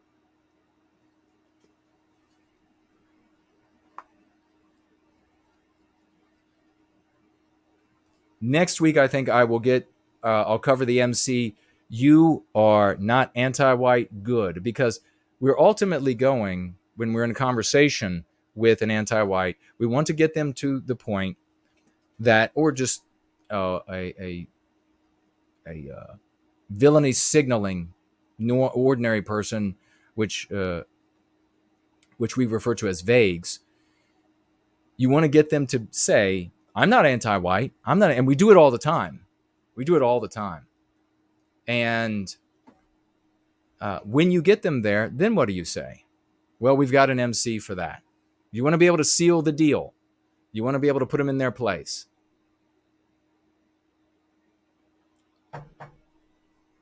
So let's jump over to this reading. We're going to read a little bit out of Crucible, chapter 52, Equal Treatment. And this is the non-fiction book about my time in junior high school in Northern Virginia, which is 11 to 13 years of age, 7th and 8th grade. And it was a very big school. And in 7th grade was when I began asking, what in the world is going on? Why is it we're not allowed to be proud? And that, in fact, if we say anything that about being proud about our history, whatever it might be, defend ourselves, whatever it might be, against all of these spurious allegations, then we're said to be Hitler and the Klan and all of these other things. Because I didn't know why that was happening. I found out why it was happening. My conclusion then was accurate, even if it was, I guess, maybe a little rudimentary. And I underwent many attacks, physical attacks by anti-white peers and attacks from anti-whites in the administration. Those were oral battles that I had with them. This is a book that inspires you. This is a book that will remind you of your childhood, that you will immediately see as your story. You will see that we can win in this microcosm, and that if we can win with these attitudes in the microcosm, we can win in the macro. Let's read a little bit of this. Did I mark off for myself where I wanted to stop? Probably not. I'll just jump in. Maybe I need my glasses. Maybe I need my glasses. How's everybody doing? Do you have questions or comments? If you've written one in the live chat and it has scrolled off, I hope you saved it. Because if you saved it, then when I turn my attention back to the live chats, you can paste it back in, and then I will get to it. You can also go over to Entropy in the Tall Kevin widget, which is also called the question widget, and you can write it there. It won't scroll anywhere. Chapter 52, Equal Treatment. True, but you're eventually going to have to do something about Riddick. He's not giving up. What then? Asked Chris, throwing his feet on the back of a chair in the vacant theater's dim light. So Riddick was one of the anti-whites who wanted to fight me for simply caring about white people. I've no idea, I shrugged. You think they're still in the parking lot? Asked Adam, attempting but failing to disguise the worry in his voice. No, I doubt it. It's been 15 minutes since school let out? They normally take off by now. I still think you should go to the cops, Adam advised, doggedly. He said he was going to blind you. That's serious shit. Right. They'd probably arrest me for provoking him, I said bitterly, hoisting myself up on the lofty stage across from where Adam and Chris reclined in the second row. He's right, nodded Chris, turning to Adam. And then, or even if they didn't yell at him, they wouldn't care that Riddick threatened him. Jason's white.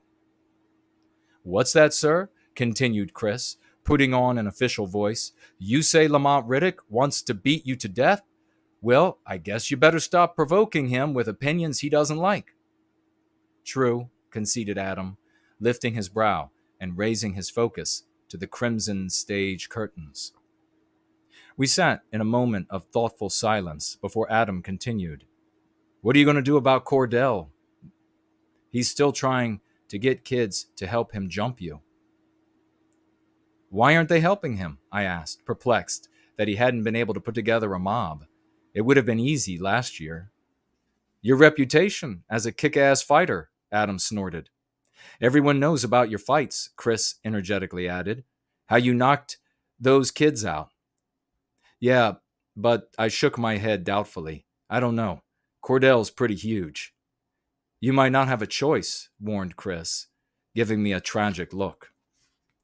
What about all the kids who talk trash about you, stirring things up, continued Adam, as Chris dropped his feet and leaned forward. You mean the white kids? I asked. Yeah, Seth, Jordy, and Alexa, Roy, Tobin, added Chris, ticking the names off on his fingers while Adam nodded at him. Yep, and Mandy from Earth Science, said Adam, before turning back to me, and a few more. I stood up, poised on the edge of the stage as I stared into the theater's empty darkness. It's time for me to do something about them, I muttered, almost to myself, feeling as though my path was as dangerous as the darkness was impenetrable. I'll deal with the boys first. If the girls aren't silenced by what I do to them, I'll cross that bridge when I come to it.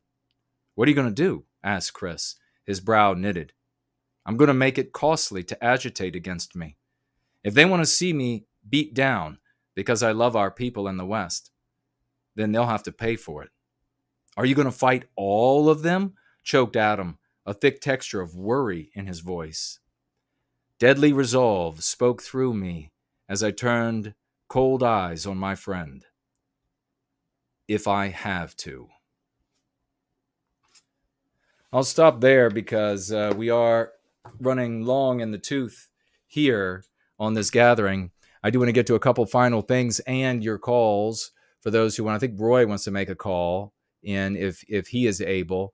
And if that is the case, then we will have him go first. But otherwise, we're going to take a short break and we will be back right after this.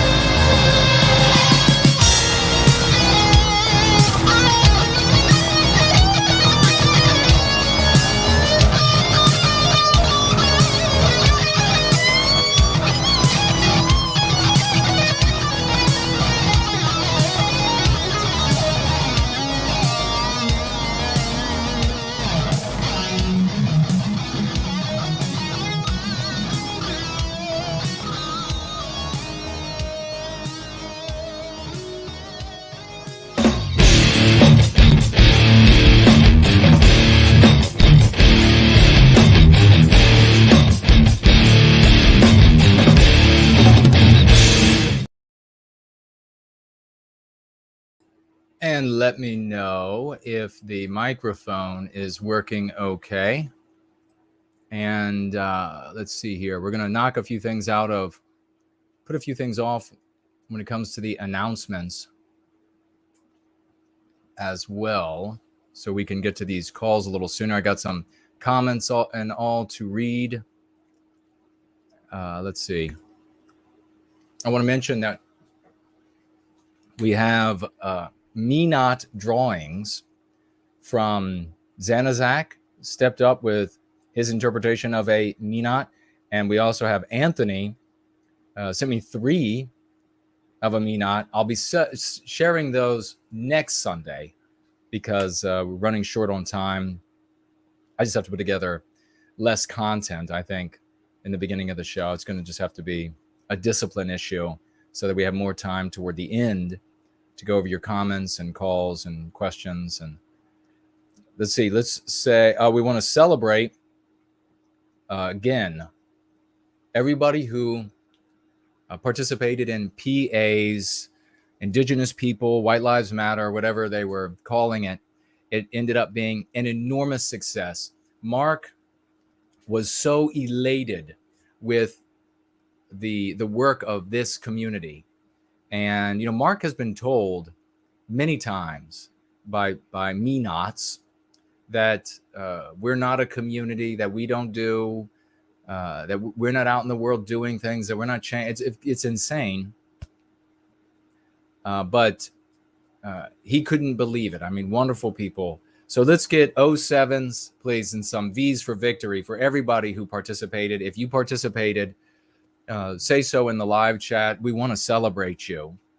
And we had wonderful people participating as far away as Germany, of course, all over the U.S. And as a consequence, I mean, Mark called me, and I was rushing to get back in time for the show this past Wednesday. And he was like, mate, your community. And I was just like, what is it, man? He was so excited. He said, we have to do this differently next year. And I said, okay. And he said, we need to open it up to different slogans.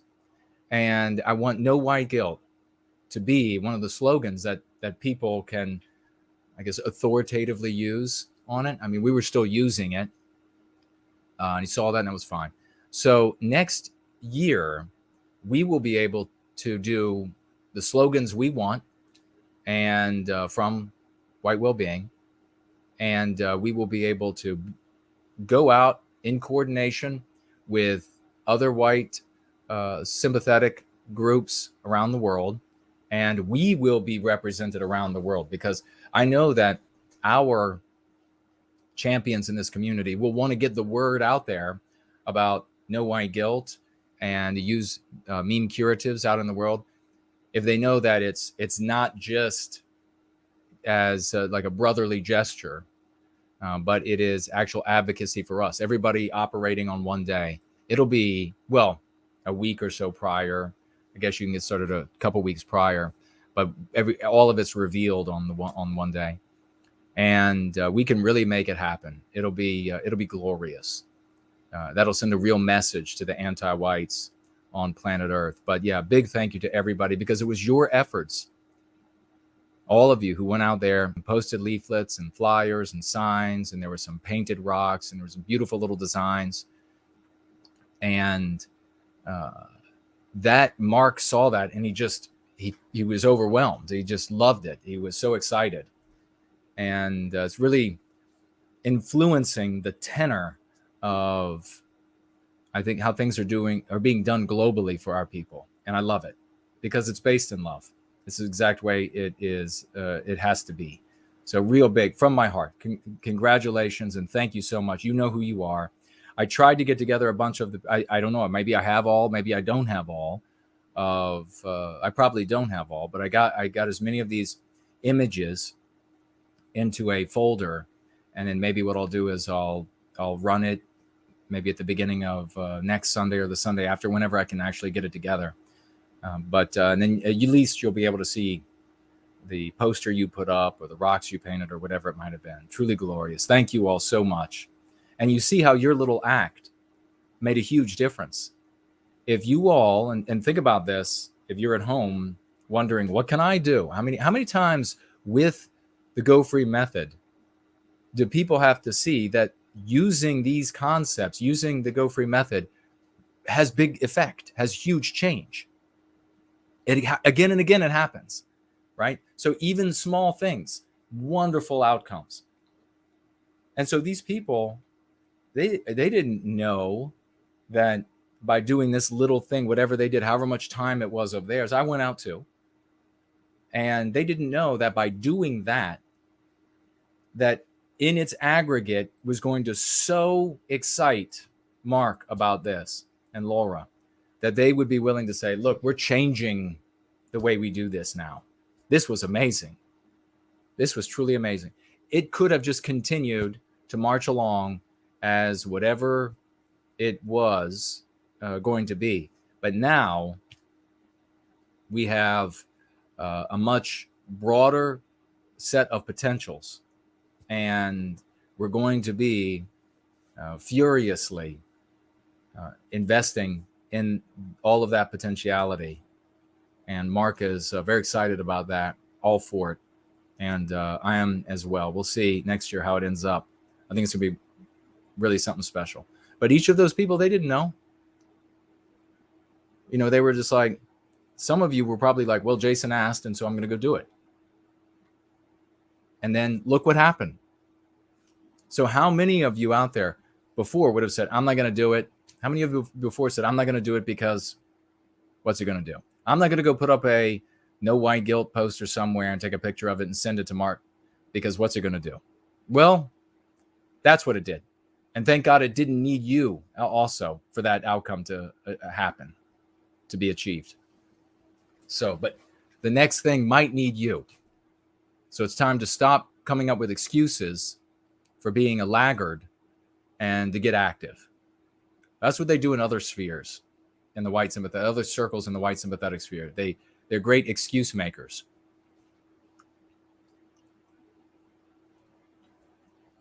Oh, the It's Okay to Be White competition is now completed. I've been sharing all of the videos, and please share Kindred Creators website because it's on YouTube, it's all over. You want to make sure to be subbed to all of these. So if we could please get the URL for Kindred Creators on YouTube, at least up in the live chat. Make sure you're subbed to all everywhere you can, because you never know when the Antiwhites are going to take it away from us. And then look for the videos that Paul Ridge or Natarific will be making about this is how we're going to vote on this and vote on these different videos. Make sure you watch all the videos. All of the videos are eminently shareable. Please share them. There's no reason you shouldn't share them about what is anti-white. I really have to applaud, and we're going to have a bigger event, if you will, almost about it, and speak much more to it. But I'm very proud of everybody who participated. It is a truly epic thing that's going to do so much good for white well-being. It's so funny. We're going to look back. We're really seriously, and we already do it, but we're going to look back. And after we see even bigger and bigger things happening in society as a consequence of the concepts that we're sowing in during these dark days, these plants, these trees will come to growth. They will leap into the sky, and we're going to come back and think, oh my God, look at how much was being done in the white sympathetic sphere, and it was this much that made all the difference. This was doing nothing, but this little bit here, if we had only known, well, we do know. We do know. So let's push it and continue to make this victory a reality. I also wanted to mention, I am reading a book, and I will get back with you all. I am reading a book by Kent Brakey called Shout the Battle Cry of Freedom. He sent me a copy, signed it for me. And this is the first work of his. It's fiction, that I have read. He sent me this, and I got to tell you, I especially stayed with it in the beginning because it's good writing. He takes the real world, events from the real world, the past couple of years, and then he sets some fictional characters in. They talk about the events that are going through Patriots Day. He doesn't call it that, but going through Patriots Day, going through COVID, and all of these different things. They have their dialogue there. But one thing that I found really interesting from the very beginning is the main character, the protagonist, is one Thomas Baker. And I couldn't help but notice how similar he is to yours truly. He's from Virginia. He's a proud Virginian. He played college football.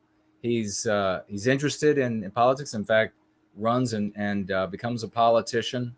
There are a lot of similarities in this. So this is available on Amazon. If you're also interested, you go read the review. Shout the battle cry of freedom, K.M. Breakey. And I will let you know as I get further through the text. But thank you so much, Kent, for sending me a signed copy. And maybe next time I'll share what he wrote on the inside. I really appreciate it, good brother. We'll jump right over. We have mail. Let me see. Down in the mailbag.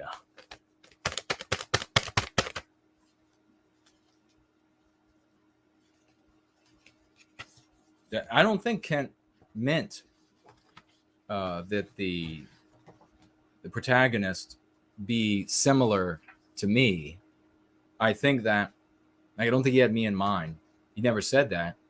I just think that if you are trying to imagine a real scenario and how heroic men of the West will turn things around, there are going to be certain elements that are going to be if you're setting, remember, you have to have you have to have a closer view, a closer understanding of society, of the real world.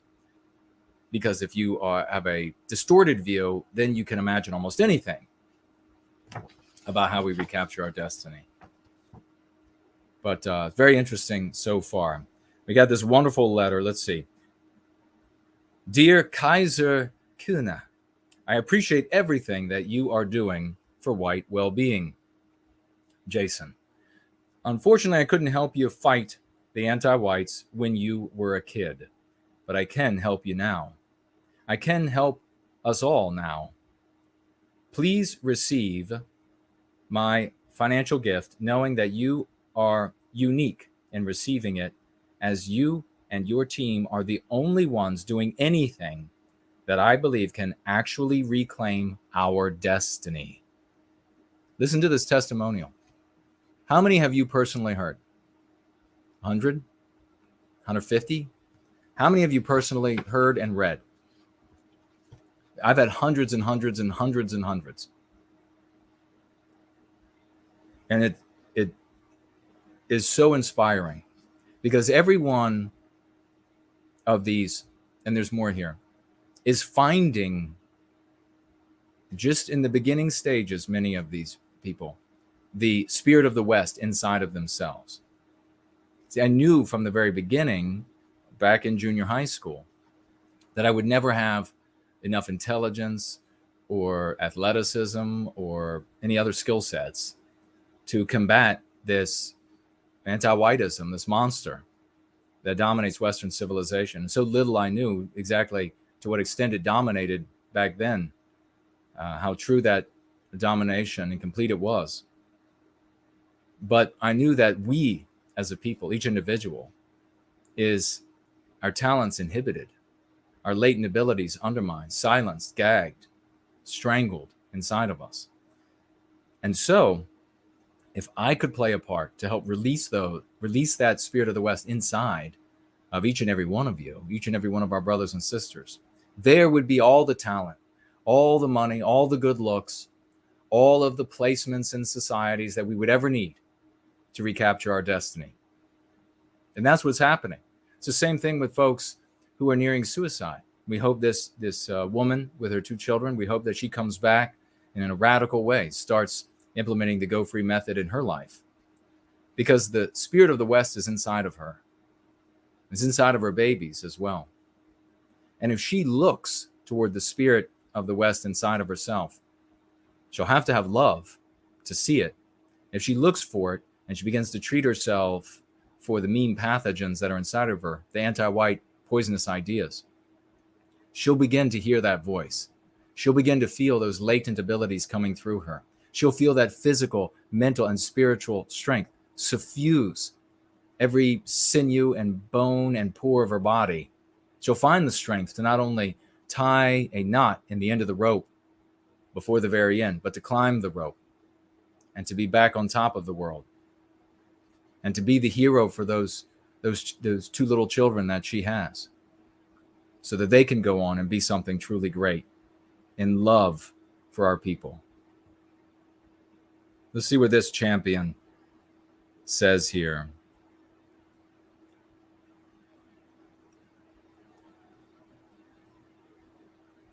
He says, I can help us all now. Please receive my financial gift, knowing that you are unique in receiving it, as you and your team are the only ones doing anything that I believe can actually reclaim our destiny, and, moreover, do so in a moral way. Finally, Jason, I will support you financially whenever I can, and will wish you, as one Westman, American, and fellow Southerner to another, all the success and well-being that you rightfully deserve. May God be with you in all things, sir. God bless you, brother. Let's see. Jägerhund writes this magnificent testimonial written, as you could tell, they're written as a man of the West to another man of the West, a true champion. I'm most grateful for this and for your, let's get out our raucous emojis, for both that testimonial, 07s, and $50 financial gift to put an end to anti-whiteism here in these United States and around the world. Jägerhund, God bless you, brother. Thank you so very much. Right from the mailbag, ladies and gentlemen. Snail mail.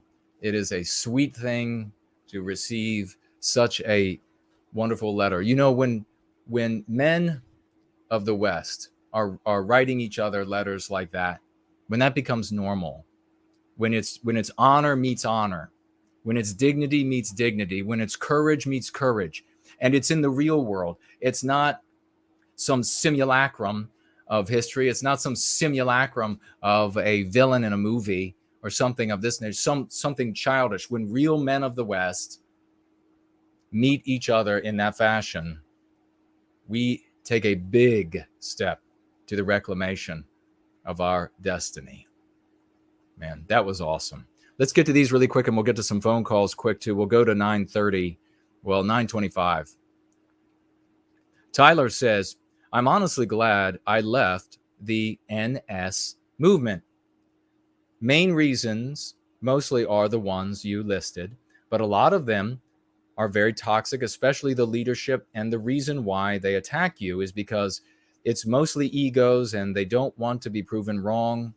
I also have the theory that they don't want their suffering and their hardships to be in vain. Yeah, brother. Thank you so much for that. I appreciate it. And thank you for sharing that testimonial, because like I said, I'm sure there are plenty of researched people who have done a lot of research material that they can keep as their pearls. But it's clear that vehicle doesn't go anywhere good, as we just see with this woman who's contemplating suicide from the NS community. Well, I mean, don't come to me after decades of this shit and say, stop punching right. That's all that guy does. You're just a me-not if that's what you say. Can you hear people talking about suicide, committing suicide, and ruining their lives, and stay quiet? Because if you can, you're a piece of shit. Conscious Bias says, I don't have much to say to ants at this point. I just grin because I got on board early. Yeah, get on board. Be an early adopter. Was that Porge who said that? That was brilliant. Victorian Time Traveler, I fully understand this. I'm remembering it now. A year ago when I found Going Free, it made me angry. I said some awful things about Jason. He actually said shit, some awful shit. I just didn't post it to the internet. It's painful to have your whole worldview and your ideas of what you thought would save your people if only everyone else would adopt it, torn down and shown to be foolish. I'm sure, and then he names the person that had come out against me, is going through exactly what I went through. He's going through his own revolution in his mind. I hope that in a year's time, he'll be not where I am right now. Hopefully way better. Well, Victorian Time Traveler is doing magnificent, Going Free and reclaiming his life. And we are so very grateful to you, brother, for all of the magnificent testimonials you've written. Maiden DE says, stagnation is an understatement in my opinion. The Ant-Nat-NS approach is increasingly destructive, as it has sadly always been. It's been destructive, she says, to white well-being, both optically and more deeply. And yes, it is directly playing into the hands of the anti-whites and their hatred of us. It's just so counterproductive. I don't think it's a coincidence that young men are the most hardcore ant-nats generally. It's a myopic and immature mindset. I say this as a proud German. She also goes on to say Germans would pronounce Köhne without the U sound. You use, which sounds like I'm not sure. And I wrote her back. I'm not sure how to pronounce the next word that you wrote there. But if you make an audio recording, I will definitely listen and see if I can correct the German pronunciation of my name or have it right all the time. Perhaps I don't have it right all the time. She said, as she went on one time before talking about the relationship between Köhne and König, which of course means king in German. Thank you so much, Maiden DE. Stronger Than Evil writes, Going Free is far more effective at reaching normal people than LARPing. I spent many years as an ant-nat, and most people didn't take me seriously. You're right, Jason. We simply don't have time. Lewis says, this was an appropriate measured response to the smear against you, Jason. Well done. Carry on, brother. Thank you. Reptile says, in my continuous search for a worthy apprentice, I've started allowing folks to observe me working. The catch is, I don't work without an NWG stream playing loudly over my equipment. Now, every observer and passerby gets to enjoy the message of love, hope, and redemption. I'm filtering out the anti-white riffraff while narrowing my future prospects, all thanks to NWG. Hail to the king. God bless you, brother. That is awesome. Is Reptile still here? That is fantastic. He's making sure that any apprentice that steps up and wants the job is not going to be anti-white by playing me in the background. That's great. They're a great family, all good people. Sluggo says, excellent show, Jason. Lots of good information. Thoughtfully explained, calm, cool, classy. You remind me of someone. His name was Bond, James Bond. I appreciate it, man. Rune Arcade. No, I killed my brother is out of the hospital after his suicide attempt. Yes, I think okay, good. Good. I think we touched upon this. Finally got to talk to him. He agreed to take it one day at a time. Thank you for your advice. Well, thank you, brother, for getting back with us. That means a lot. It means a lot to me. It really means a lot to me. All right. Let's see our time. Okay.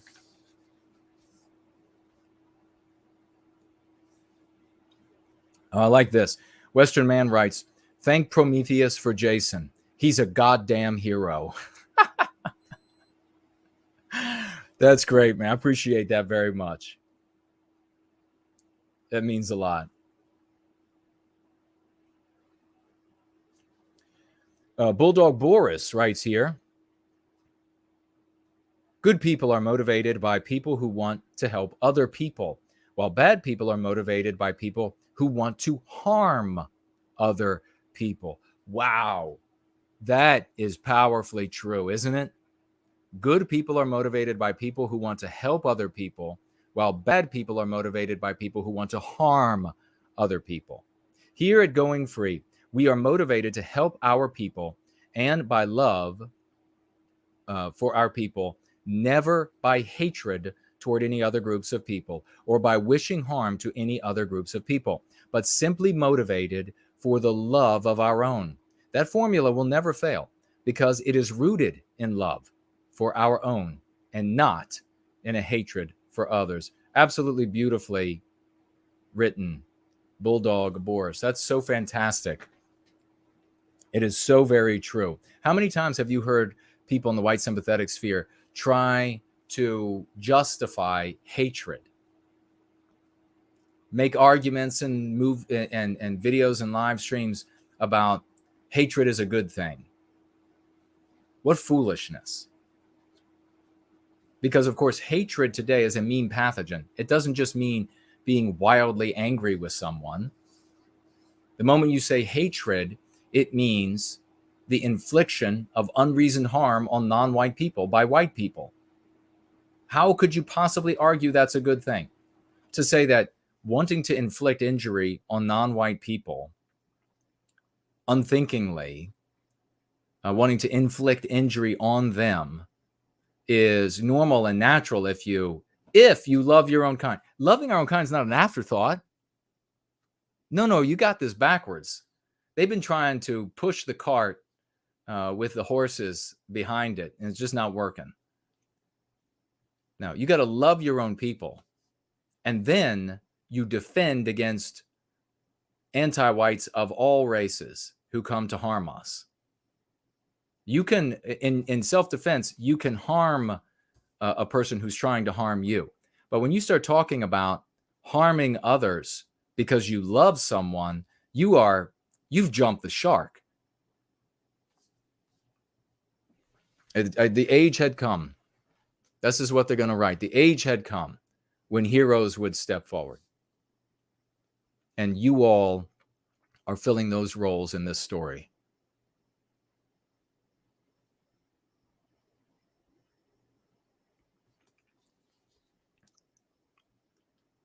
All right. Lovely Porridge. I feel vicarious embarrassment for the Groypers. They've modeled themselves on the Joker, that retarded Minions movie, and Donald Trump's most annoying mannerisms. So it's specifically Joaquin Phoenix's Joker. So it's the one that's kind of like, is he attracted to men? Maybe sometimes, maybe most of the time. So they modeled themselves on Joaquin Phoenix's Joker, retarded Minions movie, and Donald Trump's most annoying mannerisms. Boy, there's so much truth to that. So Porridge is saying he feels vicarious embarrassment for them. He says fist pumping, hand clapping, and shouting, "Based!" and "Let's go!" I don't know how these dorks survived high school. Oh, and they also have serious political opinions, apparently.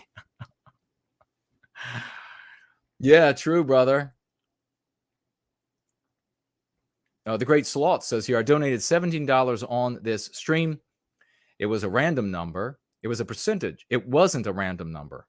It was a percentage of a sale I did of something I might have sold for less or merely donated if I didn't have extended mental endurance as a result of going free, which helped me navigate a bad situation.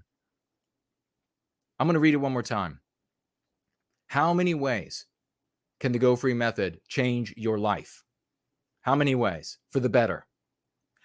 He says, this is a previous stream. I donated $17 on this stream. It wasn't a random number. It was a percentage of a sale I did of something I might have sold for less or merely donated if I didn't have extended mental endurance as a result of going free, which helped me navigate a bad situation. And God bless that champ. Let's get him a crown. Thank you, brother. Let me take a quick look through here. We'll get to the calls in 1 second. We have Archangel saying, the typical Republican and Democrat, I guess, or no, just I guess a Republican who cannot, a Republicant. Quote, that person is just crazy, close quote. Then why debate that, quote, crazy person in Congress? Why talk about her on mainstream media? Because Republicans are controlled opposition, he writes. Quote, gee willikers, folks. Those dastardly Democrats beat us again. Don't worry, voters. We'll get them next time.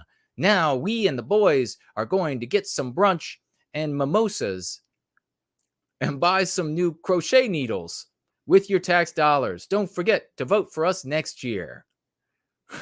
So it's the sewing circle.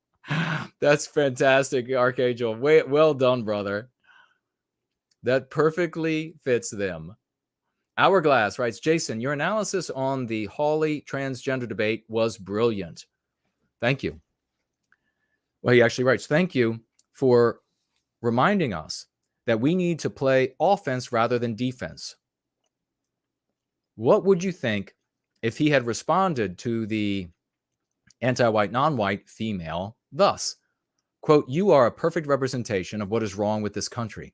You are spreading a poisonous and hateful ideology that must be stopped. And you do so because you are an anti-white bigot and you hate the traditional white family. I wrote him back there. I love all of that except for the use of the word bigot, because we want anti-white to stand on its own as the greatest slander that can be applied to a human being. And bigot is largely, I mean, you could toss it in here and there, but largely a mean pathogen. And if you were just to ask people randomly on the street, you know that they're not going to give you a dictionary definition, right? So that's why. But I love it otherwise. Well done, Hourglass. Hourglass, finishing up here, I want to quote you because you just said something remarkable referring to Hawley at about 1 hour, 38 minutes, 30 seconds. Quote, this is me speaking, Hourglass quoting me. Quote, you are looking at an animal that has been psychologically abused and is now, as a consequence, an engine of its own destruction, close quote. That was, I said that during my review of Sean Hannity, Hawley, and Bridges, Professor Bridges. Azimuth Clark says, it's my opinion that testimonials are the best way to spread Go Free. Personally, I've heard testimonials that brought tears to my eyes. So testimonials about the success of going free in people's lives that he has heard here that brought tears to his eyes. I've left comments, never expected Jason to read them during a show. Then after hearing him repeat my words, I saw the power they had. People saying that they felt the same way and thus started sharing their own stories. Share your experiences. You don't have to be Blake, Emerson, or Köhne. Boy, thank you for including me in those names. You never know who you will help. P.S. I've been sober over 9 years. I've been involved in AA over 6 years. The power of sharing is incalculable. For the speaker and the people listening, don't be shy. Go Free saves lives. Whose life will you save? Man, Azimuth Clark. That's fantastic. That's power. That is real power. He finishes up with, at 1 hour, 18 minutes, X is anti-white and opens the doors to violence against white people. Never use X. We can learn from our anti-white enemies. Okay, so this was that Professor Bridges at Radical Anti-White says, if you question my position, then you are causing people to lose their lives. You're causing people to die. And Azimuth Clark is saying, we can say the exact same thing back at them, and we should. Those will be the people who finally defeat the anti-whites. Let's see. This is another from Polridge. Have you heard the common sports analogy where one side is collectivist? This is smart, folks, as one has come to expect from the brilliance of Polridge. Have you heard the common sports analogy where one side is collectivist, has paid off the referee, cheats, and rigs the game, while the other side doesn't even believe they are a team? Well, here you have anti-whites who want to sexually traumatize and physically mutilate children, destroying their lives. And Sean Hannity's response is, quote, well, if we wait too long to chemically castrate a boy and he has gone through puberty, it isn't really fair for sports ball women. And frankly, it's transphobic to disagree with Caitlyn Jenner, who is a wonderful trans woman and was a sports ball athlete. We are just asking for a reasonable debate about fairness in sports ball. I have no doubt in my mind that these guys are fully aware that their job is to craft losing arguments. They are very good at it. That's power, brother. Very well written. Tom says, we just have 2 more. I'm learning a lot from this excellent channel. White Solidarity from London, England. Thank you so much, Tom, and much solidarity and love from the once great state of Virginia. Brad C. writes here, the, quote, white presenting anti-white sphere equals losers. Brad's a great champ and service to white well-being, and so true about the white presenting anti-white sphere. And finally, Buddy Duddyful writes, Hunter Avalone looks particularly deficient in testosterone. In fact, the entire panel appears to be suffering with low T levels. The insights that Jason shared were truly outstanding. And that's, of course, 2 days ago, the stream we did reviewing the white grievance panel, which is really the white anti-white content creator grievance panel. So now let's get to these final financial gifts and your calls. Roy Danton, if you are up, please write me. And so I know I will call you right away. And I will call you right away as first. We know we have Mr. V. And then, we had that one gentleman. I got so busy this week and I wasn't able to get back with him. If he's available, write me. You know who you are. And I will have you on a short call as well. We hit 9:02. We have until about 9:25 for calls tonight. And we have here a great Fornull is over here on Entropy. God bless you, brother. And he writes with $10 financial gift, True Champ. He writes, Hails, brother. Your opening segment was absolutely scorching. I think at one point you had about 190 people watching on YouTube. Keep up the great work. Man, I really appreciate that. Thank you so much. You know how hard it is to get one more person when you're censored by the anti-whites and the me-nots throughout the white sympathetic sphere? It's not easy. It's an uphill climb. So I really appreciate you acknowledging that. What a champ Fornull is. And we have Light of the Twin Lamps is back with another $10. Let's get those Raucous emojis out. That means he reached $20. Thank you, good sir. Raucous emojis 07s. He says, I honestly have a hard time. I have a hard time how they can be anti-white. I have a hard time understanding how they can be so anti-white. No race has such self-destructive members within it, excluding white people. On the African continent, the tribes descended from slavers who sold prisoners of war to the Europeans boast that their ancestors were strong. How about that? Light of the Twin Lamps is not white. And so he's saying here, I'm looking at the white race and I'm saying no other race has members of their own kind who hate their own race this much. It is a disease, my friend. It is, absolutely. And then he's saying that in Africa, if they're descended from the Africans who enslaved others and then sold them to white people and Arabs and other groups, there were a lot of different slave purchasers, Jews, a lot of different slave purchasers. That they brag about that we were the strong ones. We were the ones who captured the others and sold them off. It's quite strange. It is a real disease in the body of the white race, and it's going to have to go if we are going to survive as a people, without question. Thank you for the financial gift and sharing your observation there. Wow. 07s, raucous emojis, V's for victories, W for win. We have another significant financial gift from Western Folk Tither. I love it. Western Folk Tither, financially gifting 100. We're putting it into anti-whiteism dollars here on these going free gatherings. One of these days, folks, you never know. We might end up in like a giant auditorium with like 8,000 in their seats live watching, and then broadcasting it on television all over the internet. Who knows? We're pushing that direction. This is what we need. A church, if you will, of the Go Free method. $100. God bless you. He says, black sheep, white boy, who doesn't hesitate to make a lot of effing noise. Yes, that's from the song that we have played at the beginning of streams, which is from RC the Realist.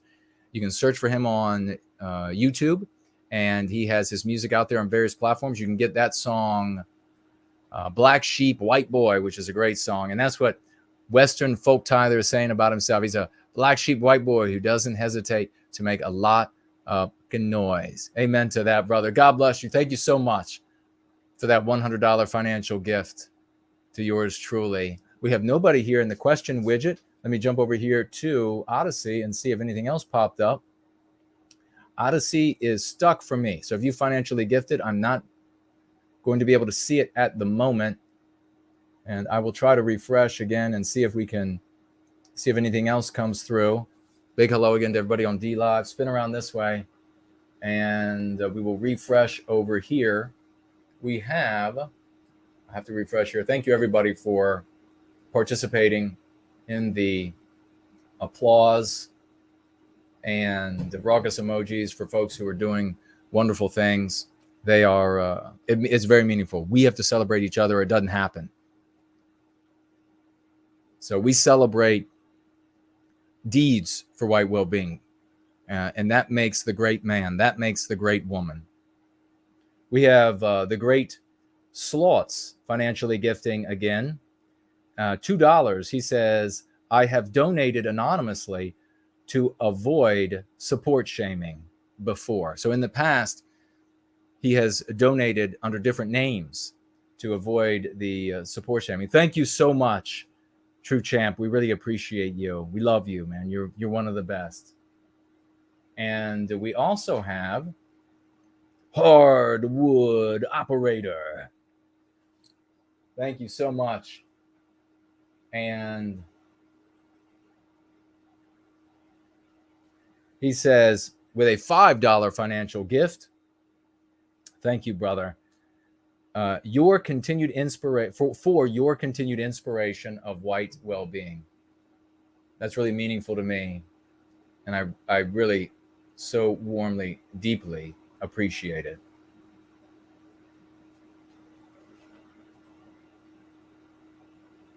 Now it looks like we also have a financial gift. I don't know. It's in Bitcoin.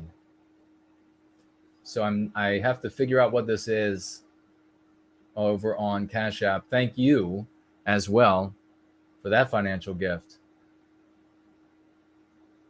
Good sir, I really appreciate it. No words with it.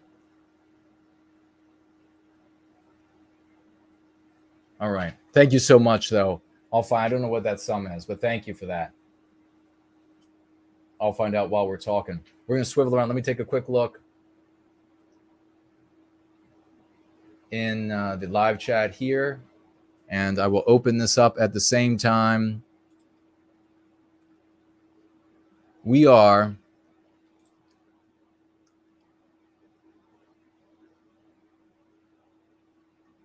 Is Roy still with us, folks? Is he going to be able to talk?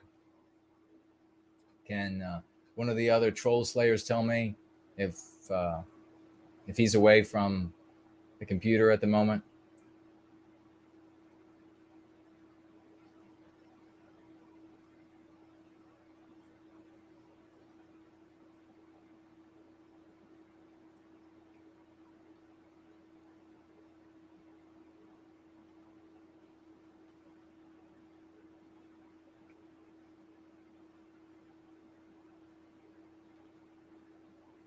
All right, scrolling through. Southern Bloom is here.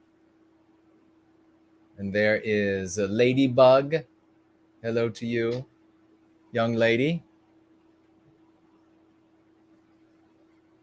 Montana Kid, great to see everybody. J.W. Oldner, where is a copy of your mission statement, or is there one? No, we're not an organization.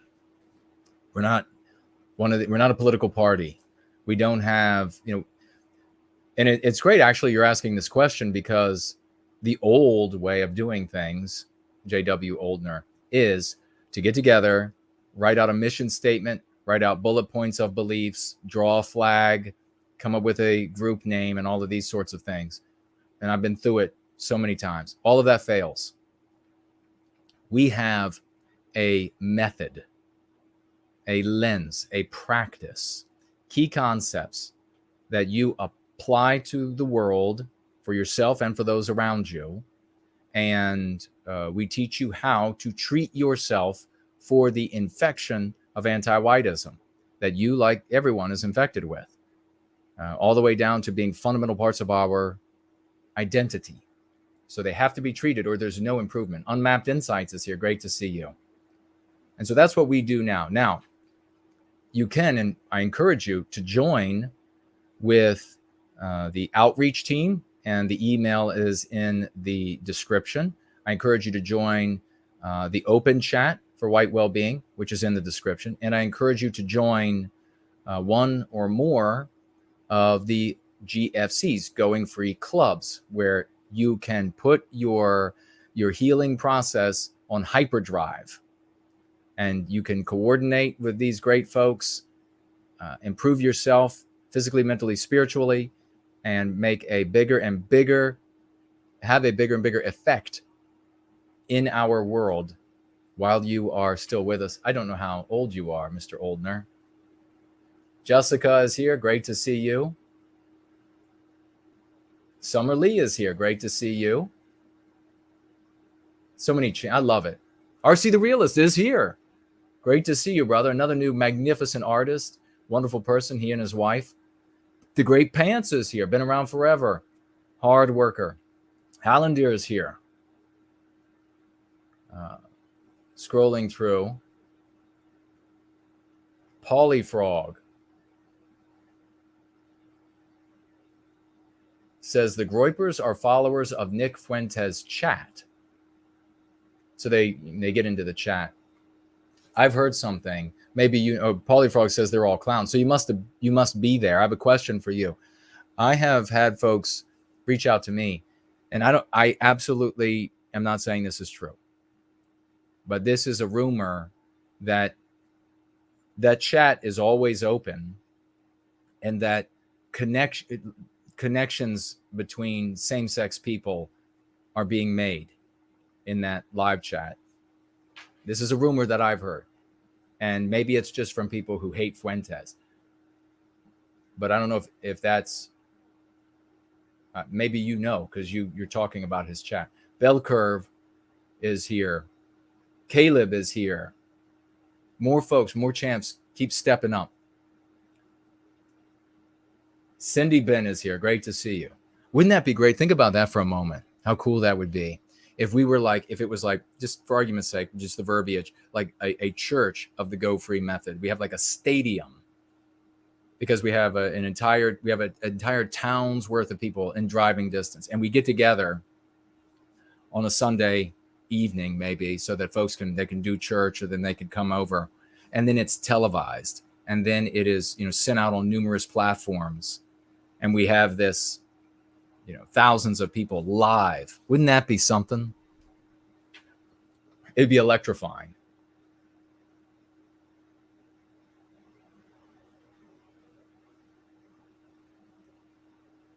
The great Brand Danger is with us. Oh, if we have, by the way, I'm running School of the West advertisements on Gab.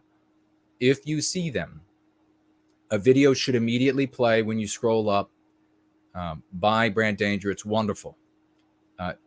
You can click on the Learn More. It's going to take you to the website. But definitely, just do that once. But definitely, if you're able to click like or share, please do that. In fact, somebody let me know. Are you able to click like or share? And do so, please. But only click it once, because the clicking it costs me. But otherwise, it's out there. It's doing great. I'm going to run another advertisement for School of the West right after it, a little bit different, and for another week. And I'm going to run another one for the What is Anti-White competition. Lovely Porridge and Naturific.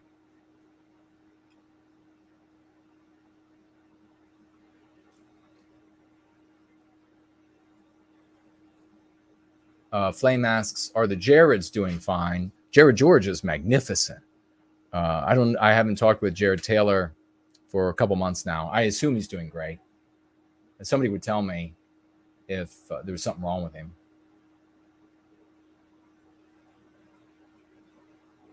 Oop, the chat left. RC the Realist has been reading Prometheus Rising in book club. That's fantastic. He says, I'm very impressed. Thanks for all your hard work. Well, thank you, brother. I really appreciate that. That's a great compliment coming from you. Dude Bro Moment says, we have a flag. And we don't need to draw a flag.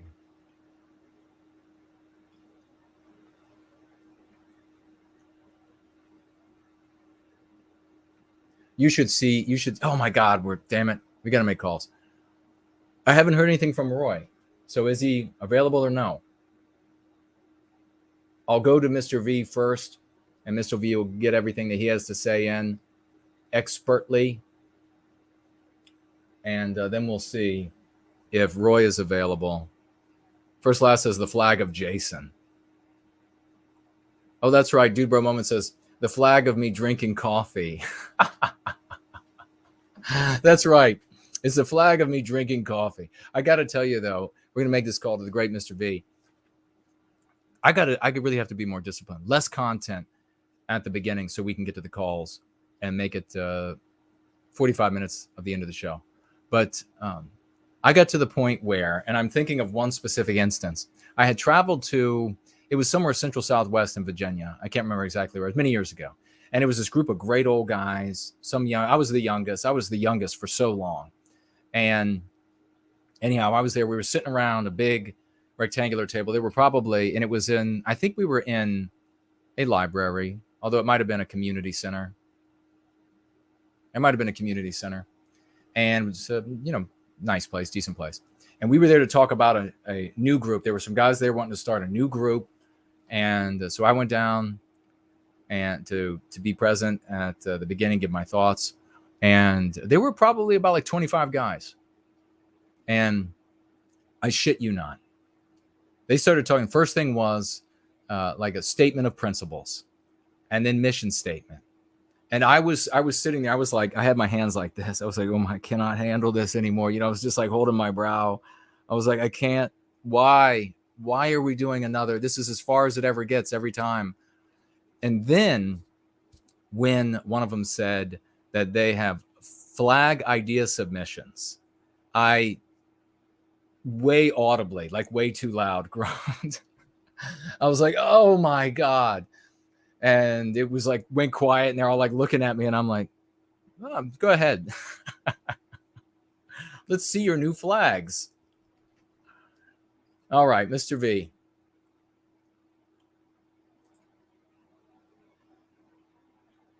Why am I hearing nothing? That's not a good sign. Uh-oh, hold on. I don't hear anything at all. I should have heard the phone ringing. I didn't make any changes to this. Say hello, Mr. V. Let's see if it's working yet. Don't even tell me this is not going to work. Try again. It's got to be something to deal with Skype's.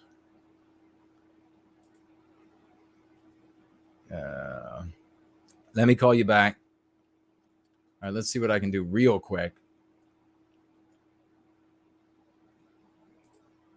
Can everybody still hear me okay? Let's see.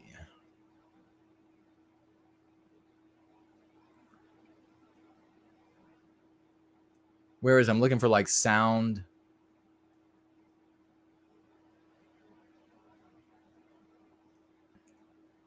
So everybody can still hear me okay?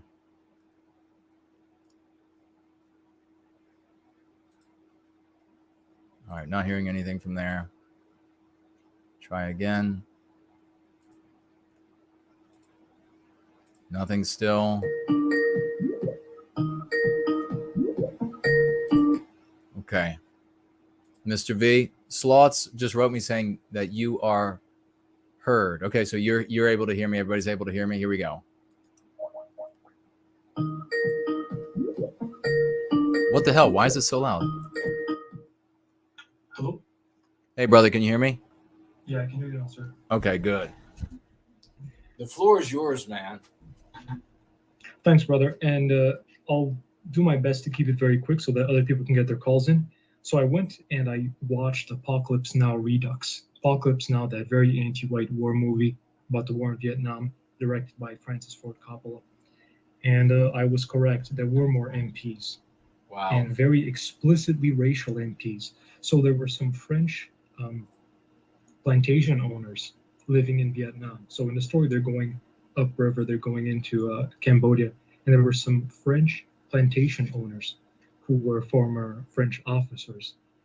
And they're all sitting at the table with their family, they've got children, etc. And the conversation gets into them not wanting to leave because when they got there, there was absolutely nothing. And they built everything and they look at it as their home, etc. It gets off into a whole scene. The French officers are portrayed as these kind of bitter and emotional losers. And also there is an accordion player there who is drunk and he starts playing and they send him to someone who storms out of the table, sends him to go and play for everyone else who's still at the table. And while he's playing the accordion, he says, "All you white people are shit." Really? Yes, because the conversation got into it where one of the French officers said, "It doesn't matter if you're French or American." He grabbed, it was the strangest scene. He grabs an egg. He tells the main protagonist, look, he cracks the egg. He squeezes it a bit and he says, "The whites leave, the yellow stays." It was a totally ridiculous scene. And yeah, it was just really anti-white when they made it about race. They portrayed whites as these kind of, especially the French, as bitter, angry, unhinged, not happy, and really kind of made it look as if it's just these white people wars. Look at whites just keep getting into these white people wars kind of situation, Right. And there were a lot more anti-white scenes as well. Wow. What garbage. What filth. Yeah, and that's what's hidden in the director's cut. Well, what a great director's cut. Right? Yeah. Yeah, that's what's hidden there. But aside from that, so we also watched Silence. We watched The Lives of Others, which was about the Stasi. That was fascinating. Silence is about two Jesuits who are going over to Japan. That's fascinating. I recommend people watch that one. So we've been keeping up with the GFC movie night. We've been keeping up with the Tuesday nights music. So that's when we do music. Nice. And we've been keeping up with the skill development events. So we're still doing the Building a Better Vocabulary course. Nice. We're going through it. That's going fantastic. I think people are really enjoying that one. And I also think, brother, it's going to make it far more accessible for our people to impart onto others our terminology and understand how to teach them our terminology. It'll help them to teach others how to pick up the words faster. That's it. Yes. I also think understanding the English language and its Latin and Greek roots will help our people to create new MCs as well as a new terminology that facilitates us expressing our biospirit and the situation that we're currently in. That is absolutely beautiful. All of this, as you can see, folks, completely different from what I was talking about, how I experienced so many times to ad nauseum. This is, Mr. V is the man. We have heroes here. These other leaders of the GFCs, they are the men. They're making it happen. You had Elaine Sabatino saying, the GFC is a blast, Jason. Hail, Mr. V and family, Patrick of Southtown, RC the Realist. The focus here is on empowering the individual to empower our people. Beautiful. Floor is yours, brother. Another minute and a half. And a big salute to Elaine, brother, and a big salute to Patrick. We vetted her, and that lasted for like 7 hours. Wow. That was a lot of fun. That was the Elaine vetting extravaganza. That was a lot of fun. Yeah, I've always wanted to talk to Elaine. So did Patrick. So we were super happy. Like Patrick and I made our week that Elaine joined Patrick's GFC. So thank you so much, Elaine, for everything you do. And the vettings continue, and we're bringing in more people. The age range, brother, is fantastic. We've got young guys, we've got older men, we've got older women, we've got younger women. We have people with families like RC and many others. So we're attracting phenomenal people and a very truly diverse group of Western kind. Gosh, that is such stupendous news, man. I love it. Thank you so much. And thank you to everybody who's getting involved. This is what I'm going to do. I am going to try my damnedest tomorrow to do a roll-in going free in the evening. And folks, if you're available, you want to call in, we're going to try to make up for the time that we didn't get for calls today. Mr. V2, if you're available, we can have you back for a call tomorrow evening as well to make up on a roll-in going free.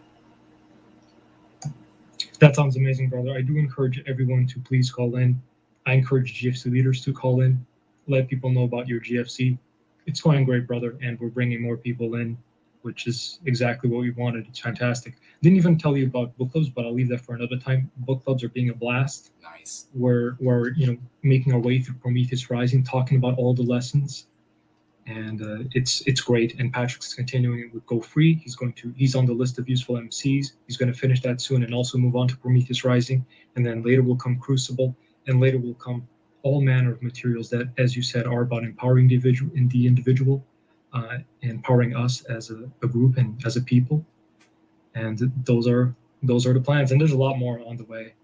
And we're also talking about what are the kind of events we can do.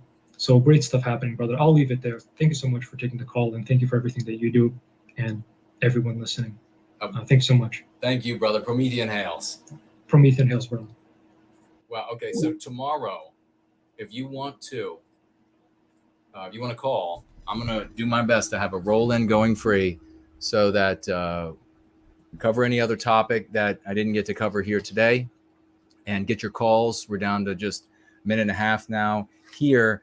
But before we get gone, first thing we got to do is celebrate the great Fornull, who just financially gifted another $25. 07s, V's for victory, W's for win, raucous emojis, $25 US, saying everything he had to say with those $25. Thank you so much for being the hero that you are. And to everyone, for all High Speed Drifter is here. It's great to see everybody. Try to make it back tomorrow, folks. If you want to be in on a call, Amma is here. Great to see you. Anglo-Saxon's still with us over here on Odyssey. We have a $10 financial gift from Polyfrog. And he writes here, thank you so much. He writes, first time dono, keep doing what you do. I understand that you probably get flack from people like Wignats, and we call them me-nots now because they're not me. But he says, Wignats, but anyone promoting white well-being should be an ally and not censored because they disagree with your ideas. It's a shame. Keep up, sir. I've been watching for a while. Thank you so much, Paulie. I really appreciate that. Yeah, they should not be going around telling everybody that I'm all of these horrible things when I'm not. I might have to cut off a little bit of the beginning of the God, I hope I don't want to. We'll just have to go. We're out of time. I love you all, everybody. Let's go free.